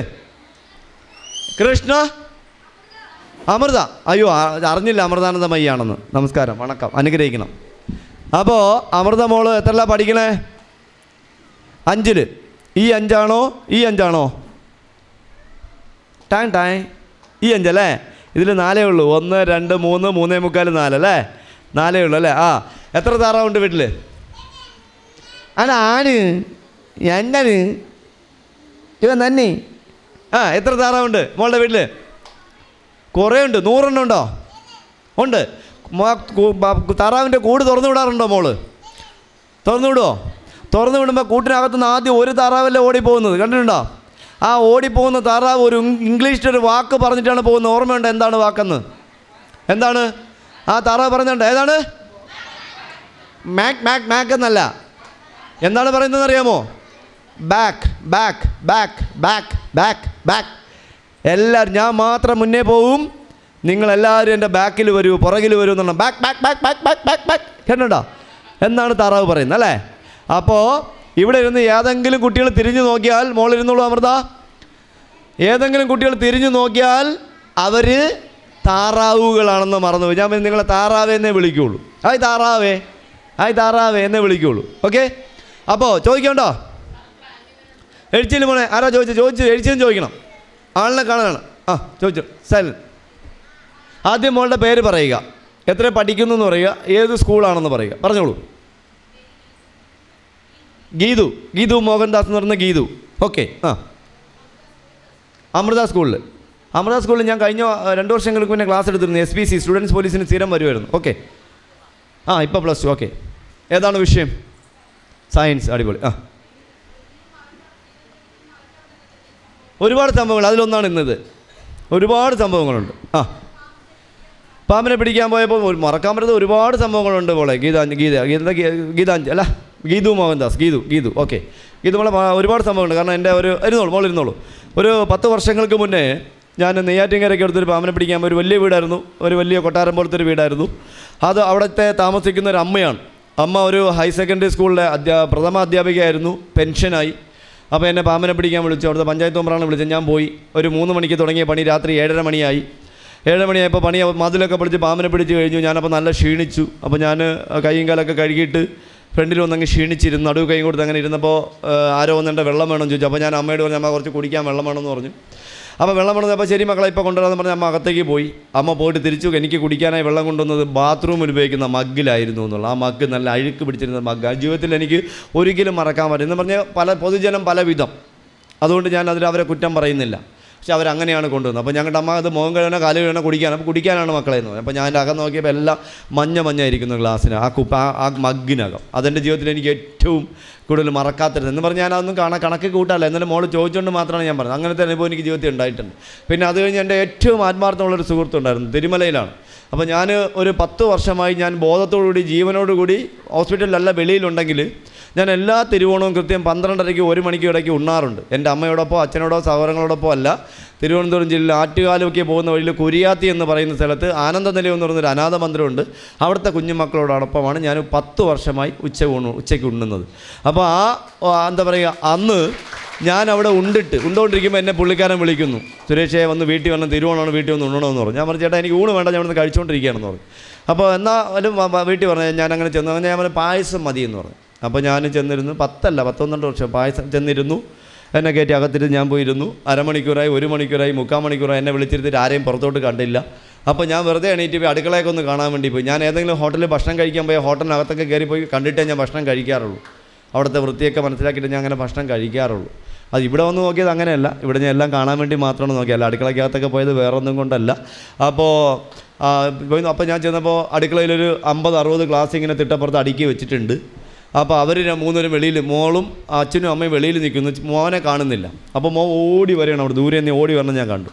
ഓടി വന്ന് അടുക്കളയിൽ വന്നു. അപ്പോൾ ഞാൻ പതുക്കെ ഇരുന്നിടത്ത് പോയി ഇരുന്നു. അപ്പോൾ എനിക്ക് മനസ്സിൽ എന്തോ ഒരു പ്രശ്നമുണ്ടെന്ന് എനിക്ക് മനസ്സിലായി. അപ്പോൾ അവർ കുറേ കഴിഞ്ഞപ്പോൾ അരമണിക്കൂർ കഴിഞ്ഞപ്പോൾ എനിക്കൊരു ഡിസ്പോസിബിൾ ഗ്ലാസ്സിൽ പായസം കൊണ്ടുവന്നു. അവിടെ ഇത്രയും 50ഓളം ഗ്ലാസ്സിലാണ് വീട്ടിൽ ഇരിക്കുന്നത് ഞാൻ കണ്ടതാണ്. അപ്പോൾ എനിക്ക് കുടിക്കാൻ ഗ്ലാസ്സിൽ പോലും വെള്ളം തരാത്ത, അല്ലെങ്കിൽ ഗ്ലാസ്സിൽ പോലും ഭക്ഷണം തരാത്ത ആൾക്കാർ നമ്മുടെ നാട്ടിലുണ്ട് എന്നുള്ള ഡിസ്പോസിബിൾ ഗ്ലാസ്സിൽ. അതുകൊണ്ട് ഞാൻ ഒരുമാതിരിപ്പെട്ട സ്ഥലങ്ങളിൽ പോയി ആഹാരം കഴിക്കാറില്ല. ആരെങ്കിലും വീട്ടിൽ പോയി ആഹാരം കഴിക്കാറില്ല. പിന്നെ നിർബന്ധിച്ചാൽ ഞാൻ അവർ പറയുമ്പോൾ കഴിക്കും. അത് ഡിസ്പോസിബിളാണ്, തന്നാൽ ഡിസ്പോസിബിൾ ഞാൻ മടക്കി എൻ്റെ പോക്കറ്റിൽ സൂക്ഷിക്കുകയാണ് എൻ്റെ ഒരു വിനോദം. എൻ്റെ പോക്കറ്റിൽ ഞാൻ സൂക്ഷിക്കാറുണ്ട്. എന്നിട്ട് തിരിച്ച് വീട്ടിൽ കൊണ്ടുവന്നിട്ട് ഒന്നിൽ ഞാൻ കത്തിക്കുക, അല്ലെങ്കിൽ കാറിൻ്റെ സൈഡിലിട്ടേക്കും വീട്ടിൽ കൊണ്ടുവന്നിട്ട് കത്തിക്കുക. അതൊക്കെയാണ് എൻ്റെ വിനോദമായിരുന്നത്. പിന്നെ ഞാൻ 35 വർഷം വെജിറ്റേറിയനായിരുന്നു. ഇപ്പോൾ ഒരു കുറച്ച് നാളായിട്ടുള്ള നോൺ വെജ് എല്ലാമൊന്നും ഉപയോഗിക്കില്ല. ചിക്കനും മുട്ടയും ഉപയോഗിക്കുന്നത്. ഇപ്പോൾ ലാസ്റ്റ് കടി വന്നതിന് ശേഷം സ്ഥിരമായിട്ട് വല്ലപ്പോഴും അങ്ങനെ ഉപയോഗിക്കുന്നത്. അപ്പോൾ ഇങ്ങനെയൊക്കെയാണ് എൻ്റെ ജീവിത രീതികൾ. ഇനി എന്തെങ്കിലും ചോദ്യം ഉണ്ടോ? മോൾക്ക് വേറെ എന്തെങ്കിലും ചോദ്യം ഉണ്ടോ? വേറെ എന്തെങ്കിലും ചോദ്യം ഉണ്ടോ? ഇല്ല, നമുക്ക് അടുത്ത പരിപാടിയിലേക്ക് കിടക്കേണ്ടതുണ്ട്. ചോദിച്ചോളൂ, ധൈര്യമുണ്ട്. മോൻ്റെ തൊപ്പിക്കാരെ എപ്പോൾ കല്യാണം? ചോദിച്ചോളൂ. പേര് പറയുക, ക്ലാസ് പറയുക, ചോദ്യം ചോദിക്കുക കേട്ടോ.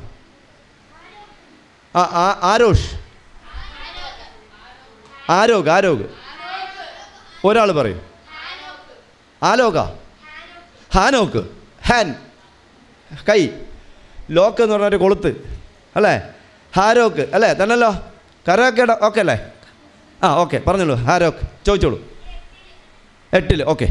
ഏത് സ്കൂളിലാണ്? NSS school. ഓക്കെ, ചോദിച്ചോളൂ. ഒരു പാമ്പ് ഒരു പ്രാവശ്യം എന്നെ കടിച്ചിട്ടുള്ളൂ. ഒരുപാട് പ്രാവശ്യമൊന്നും കടിച്ചിട്ടില്ല. പക്ഷേ ഏറ്റവും കൂടുതൽ കടി വാങ്ങിയിരിക്കുന്നത് മൂർഖൻ്റെ കടികളാണ്. മൂർഖൻ പാമ്പിൻ്റെ കടിയിട്ടാണ് എനിക്ക് ഏറ്റവും കൂടുതൽ സീരിയസ് ആയത്. ഏകദേശം 16 പ്രാവശ്യം സീരിയസ് ആയതിൽ വെറും 3-4 പ്രാവശ്യം മാത്രമേ അണലിയുള്ളൂ. ബാക്കി എല്ലാം മൂർഖൻ്റെ കടിയാണ്. മറ്റ് കടി കിട്ടുന്നത് ചേരയുടെയൊക്കെ കടിയാണ് കൂടുതൽ കിട്ടുന്നത്. ചേര, ചുവർപ്പാമ്പ്, കൊമ്പേറി, നീർക്കോലി, പെരുമ്പാമ്പ്, ഇതൊക്കെ ചുമ്മാ കടിക്കാറുണ്ട്. അതൊന്നും കണക്കി കൂട്ടാറില്ല. ഒരുപാട് കടി കിട്ടും. മൂർഖനാണ് അപകടകാരിയായ പാമ്പുകളിൽ ഏറ്റവും കൂടുതൽ കടിയിട്ട് മൂർഖന് തീരെ കടിയാണ് കേട്ടോ. ഓക്കെ, ചോദിച്ചോളൂ. മോൻ ചോദിച്ചോളൂ. എനിക്ക് ചോദിച്ചോളൂ. ധൈര്യമായിട്ട് ചോദിച്ചോളൂ. പേര് പറയുക ആദ്യം. മോൻ തന്നെ, കറുത്ത ഷർട്ട്. പേര് പറയുക, ക്ലാസ് പറയുക, സ്കൂൾ പറയുക. സുബിൻ. സുബിൻ 8ൽ. ഓക്കെ. 3-3-8 അല്ലേ? 3-3-8 അല്ലേ? 8നല്ലോ. 3-3-8 ഇതുണ്ടോ? നോക്കിയേ. 3-3-8 0-0-8 അല്ലേ? 8 പഠിക്കുന്ന സുബിൻ. ചോദ്യം എന്താണ്? ഏതാണ് ഏറ്റവും വലിയ പാമ്പ്? നല്ല ചോദ്യമാണ്. എനിക്ക് തോന്നുന്നു ഒരു 12 വർഷങ്ങൾക്ക് മുന്നേ പത്തനംതിട്ട ജില്ലയിൽ മോൻ ഇരുന്നോളൂ, തവളപ്പാറ എന്ന് പറഞ്ഞ സ്ഥലത്ത് നിന്ന് പിടികൂടിയ രാജവെമ്പാലയായിരുന്നു ഏറ്റവും വലിയ രാജവെമ്പാല. ഏറ്റവും വലുത്. ഏറ്റവും നീളമുള്ളതിൽ. ഏറ്റവും തവളപ്പാറ എന്ന സ്ഥലത്താണ്, പത്തനംതിട്ട ജില്ലയിൽ കോന്നി ഡിവിഷൻ്റെ കീഴിലാണ് ഏറ്റവും വലിയ രാജവെമ്പാല. എന്നാൽ ഏറ്റവും സൈസുള്ള, ഏറ്റവും വണ്ണമുള്ള രാജവെമ്പാല പിടികൂടിയത് നിങ്ങളുടെ ജില്ലയിൽ, കൊല്ലം ജില്ലയിൽ കുളത്തൂപ്പുഴയ്ക്ക് അടുത്ത് നാഗമല എന്ന് പറഞ്ഞ സ്ഥലത്ത് നിന്ന് പിടികൂടിയതാണ് ഏറ്റവും വലിയ രാജവെമ്പാല. ഞാൻ അങ്ങനെ എടുത്താൽ പൊങ്ങാത്തൊരു പാമ്പിൻ്റെ ഫോട്ടോ ഫേസ്ബുക്കിൽ കിടപ്പുണ്ട്, എടുത്ത അത്ര സൈസിൽ. അതാണ് ഏറ്റവും വണ്ണമുള്ള രാജവെമ്പാല. നീളമുള്ളത് പത്തനംതിട്ടയിൽ നിന്നാണ് പിടികൂടിയത്. ഏറ്റവും കൂടുതൽ രാജവെമ്പാല പിടികൂടിയാലും പത്തനംതിട്ട ജില്ലയിൽ നിന്ന് തന്നെയാണ് ഏറ്റവും കൂടുതൽ പിടികൂടിയത്. കടി വാങ്ങിയതെല്ലാം തിരുവനന്തപുരം ജില്ലയിൽ നിന്നാണ്. ഒന്ന് മാത്രമേ പത്തനംതിട്ടയുള്ളൂ, ഒന്ന് മാത്രമേ കോട്ടയമുള്ളൂ. പിന്നെ കൊല്ലം ജില്ലയിൽ കടികളുണ്ടെന്ന് എനിക്ക് തോന്നുന്നില്ല. അപ്പോൾ തിരുവനന്തപുരം ജില്ലയിലുള്ള ബാക്കി കടികളൊക്കെ കിട്ടും. പിന്നെ എന്നെ നിങ്ങളെ ജില്ലക്കാരെ ഞാൻ ഒരിക്കലും മറക്കുകയില്ല, കൊല്ലം ജില്ലക്കാരെ ഒരിക്കലും മറക്കില്ല. എന്താണ് കാര്യം എന്നറിയാമോ? എൻ്റെ ജീവിതത്തിൽ ആദ്യമായിട്ട് എൻ്റെ അമ്മയ്ക്ക് വിളിച്ച ജില്ലയാണ്. എൻ്റെ അമ്മയ്ക്ക് വിളിച്ച് കണ്ണപ്പൊടിച്ച ജില്ല എന്ന് വെച്ചാൽ ഞാൻ പരിപാടിക്ക് വിളിച്ചിട്ട് പോകാത്തതുകൊണ്ട് രാത്രി ചന്ദനത്തോപ്പിന്ന്, സുരേഷാണോ? ഞാൻ പറഞ്ഞു അതെ. സുരേഷ് ചേട്ടനാണോ? ഞാൻ പറഞ്ഞു അതെ. ഉറങ്ങിയോ? ഞാൻ പറഞ്ഞില്ല, അതാ എത്തിയതേ ഉള്ളൂ. ആ എന്തൊക്കെയുണ്ട് വിശേഷം? കാപ്പി കുടിച്ചോ? ഞാൻ പറഞ്ഞില്ല. അപ്പോൾ പിന്നെ അങ്ങോട്ട് പൂരത്തെറിയായിരുന്നു. എന്താ കാര്യം എന്നറിയാമോ? ഒരു പരിപാടിക്ക്, അന്നൊരു പരിപാടി ഉണ്ടായിരുന്നു, പോകാൻ പറ്റിയില്ല. എനിക്ക് രാജവെമ്പാല കൊള്ളുന്ന ഞാൻ പോവും, പരിപാടിക്ക് പോകാറില്ല. അങ്ങനെ പോയിട്ട് എന്നെ തെറി വിളിച്ച് കണ്ണപ്പൊടിച്ചില്ല. പിന്നെ ഒന്നുകൂടി ഉണ്ട്, എന്താണെന്ന് അറിയാമോ? ആ പാവപ്പെട്ട പ്രിയപ്പെട്ട നമ്മുടെ സഹോദരിയെ പാമ്പിനെ കൊണ്ട് കടിപ്പിച്ചു പോകുന്ന ജില്ല അല്ലേ, അഞ്ചൽ, കൊല്ലത്ത്. പിന്നെ വെന്നൂടെ ഉണ്ട്, അത് പാമ്പിനെ വിറ്റ ആൾ നിങ്ങളുടെ ചാവരുകാവിലുള്ള ആൾ കൂടിയാണ്. അപ്പോൾ അതും ഇവിടെ തന്നെയാണ് അല്ലേ. പിന്നെ അത് കഴിഞ്ഞ് നമ്മളെ ആർ ടി ഒ ഭാര്യയെ അടിച്ചു കൊന്നു എന്ന് പറഞ്ഞൊരു കേസ്, അതും കൊല്ലം ജില്ലയിൽ തന്നെയാണ്. ഞങ്ങൾ അങ്ങനെയൊന്നുമല്ല. ഞങ്ങൾ എങ്ങനെയാണെന്ന് അറിയാമോ? എൻ്റെ ചോദ്യം ഇതാണ്, മക്കൾ വരെ എത്ര മക്കളുണ്ട് ഇവിടെ? സാർ എത്ര കുട്ടികൾ? 100 പേരുണ്ടോ? 100 കൂടുതലുണ്ട് അല്ലേ? 100 കൂടുതലുണ്ട്. ചോദ്യം ചോദിക്കട്ടെ, സത്യമായിട്ട് ആത്മാർത്ഥതയോടുകൂടി മാത്രം മക്കൾ പറയുക.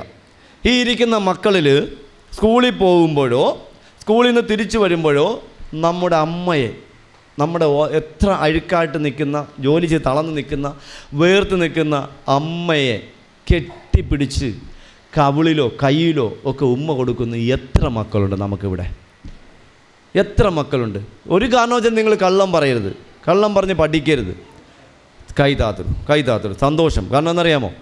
ഏറ്റവും നിങ്ങൾ സ്കൂളിൽ നിന്ന് വരുമ്പോൾ നിങ്ങളെ പഠിപ്പിക്കാൻ വേണ്ടി കഷ്ടപ്പെടും. നിങ്ങൾ വരുമ്പോൾ നിങ്ങളുടെ അഴുക്ക ഡ്രസ്സുകൾ നനച്ചിട്ട് നിങ്ങൾക്ക് ഭക്ഷണം ഉണ്ടാക്കി വെച്ച് മോനെ കാത്തിരുന്ന ഒരു അമ്മ വേർത്ത്, ആ മക്കൾ വരട്ടെ, മക്കൾക്ക് ഭക്ഷണം കൊടുത്തിട്ട് കുളിക്കാം എന്ന് പറഞ്ഞിരിക്കുന്ന ഒരു അമ്മയെ, നിങ്ങളെ കാത്തിരിക്കുന്ന ഒരു അമ്മയെ നിങ്ങൾ കെട്ടിപ്പിടിച്ച് ഉമ്മ കൊടുക്കും. നിങ്ങളെല്ലാ മക്കളും രാവിലെ സ്കൂളിൽ പോകുന്നതിന് മുന്നേ അമ്മയുടെ കവളത്തിൽ ഉമ്മ കൊടുത്ത് അമ്മയ്ക്ക് എന്ത് സന്തോഷമായിരിക്കും. എനിക്ക് കൊടുക്കാൻ പറ്റിയിട്ടില്ല, നിങ്ങളെങ്കിലും അത് ചെയ്യണം. അപ്പോൾ നിങ്ങൾക്ക് അമ്മയ്ക്ക് നിങ്ങളോട് സ്നേഹം ഉണ്ടാവും, നിങ്ങൾക്ക് അങ്ങനെ ഉണ്ടാവും. അങ്ങനെ ഉണ്ടായാൽ എന്താണ് കാര്യം എന്നറിയാമോ? നിങ്ങളിൽ ആരും ഒരിക്കലും ഇതുപോലുള്ള അമ്മമാരെ ഇവിടെ വന്നിരിക്കുകയില്ല. ഒരിക്കലും നിങ്ങൾ നല്ല ഉചിതമുള്ള അമ്മമാർ. ഈ അമ്മമാരൊക്കെ മക്കളെയൊക്കെ കഷ്ടപ്പെട്ട് നടുവൊടിഞ്ഞ് പഠിപ്പിച്ച ഒരു അവസ്ഥയിൽ വന്ന അമ്മമാരാണ് ഇതുവരെയൊക്കെ. നിങ്ങളൊന്ന് ആലോചിച്ച് നോക്കൂ. അപ്പോൾ നിങ്ങൾ ആദ്യം ഞാൻ ശരിയാവണമെന്ന് ഞാൻ ചിന്തിക്കണം. നിങ്ങളൊന്ന് ആലോചിക്കുമ്പോൾ എൻ്റെ അച്ഛൻ നന്നായിട്ട് കഴിക്കുമായിരുന്നു, കള്ളു കുടിക്കുമായിരുന്നു, അച്ഛൻ മുറുക്കുമായിരുന്നു, അച്ഛൻ സേർട്ട് വലിക്കുമായിരുന്നു. ഒരു കുറ്റമായിട്ട് പറയില്ല, അന്നത്തെ കാലഘട്ടമാണ്. പക്ഷേ എനിക്ക് തോന്നിയ എന്താണെന്ന് അറിയാമോ? ഞാൻ ഒരിക്കലും ഇങ്ങനെ ആവരുത് എന്ന് ഞാൻ അന്ന് തീരുമാനിച്ചു.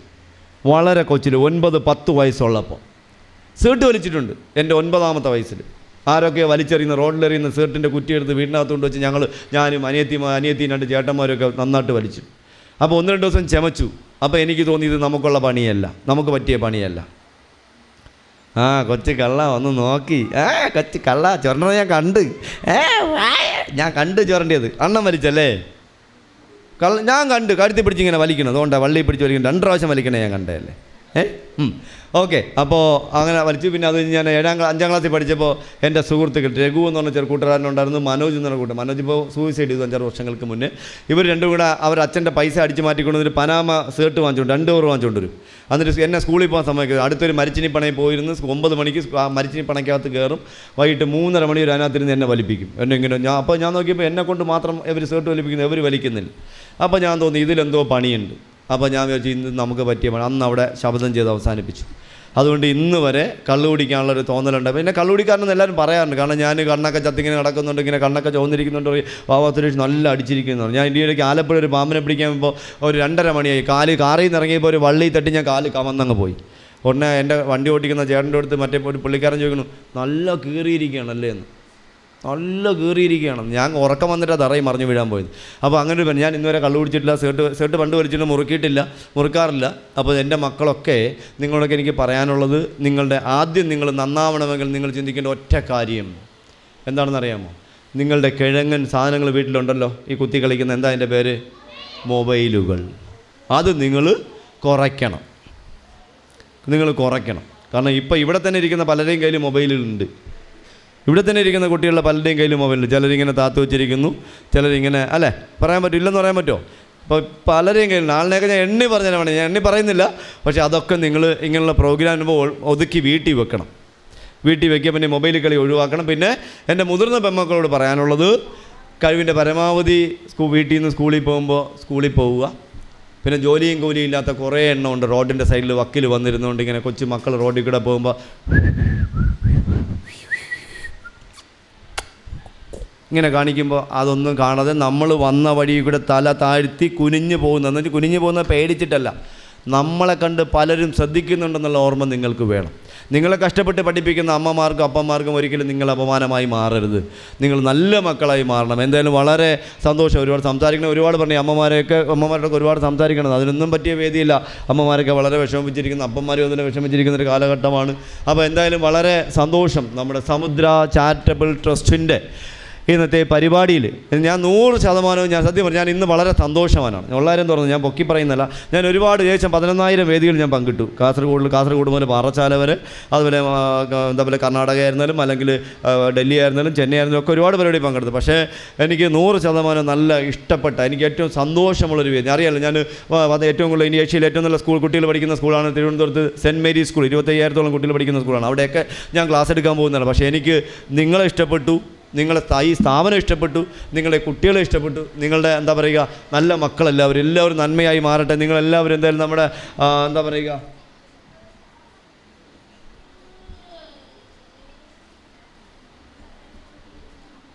ക്ലബ്ബാണല്ലേ, സമുദ്ര ആർട്സ് ആൻഡ് സ്പോർട്സ് ക്ലബ്ബാണ്. സോറി കേട്ടോ, സമുദ്ര ആർട്സ് ആൻഡ് സ്പോർട്സ് ക്ലബ്ബ് അതും ഇതിനകത്തുണ്ട്. അതാണ് കുഴപ്പം. ഒന്നും വായിക്കാതെയൊക്കെ തിരിച്ച് പറഞ്ഞുകൊണ്ടാണൊന്നും പറയാൻ പറ്റാത്തത് കേട്ടോ. ഒന്നും വായിക്കാതെ ചുമ്മാ ചാടി കയറി പരിപാടിക്ക് വിളിക്കുമ്പോൾ ഇഞ്ഞൊരു ഇവിടെ വന്നിട്ട് ബബ്ബ ആയിരിക്കും അല്ലേ.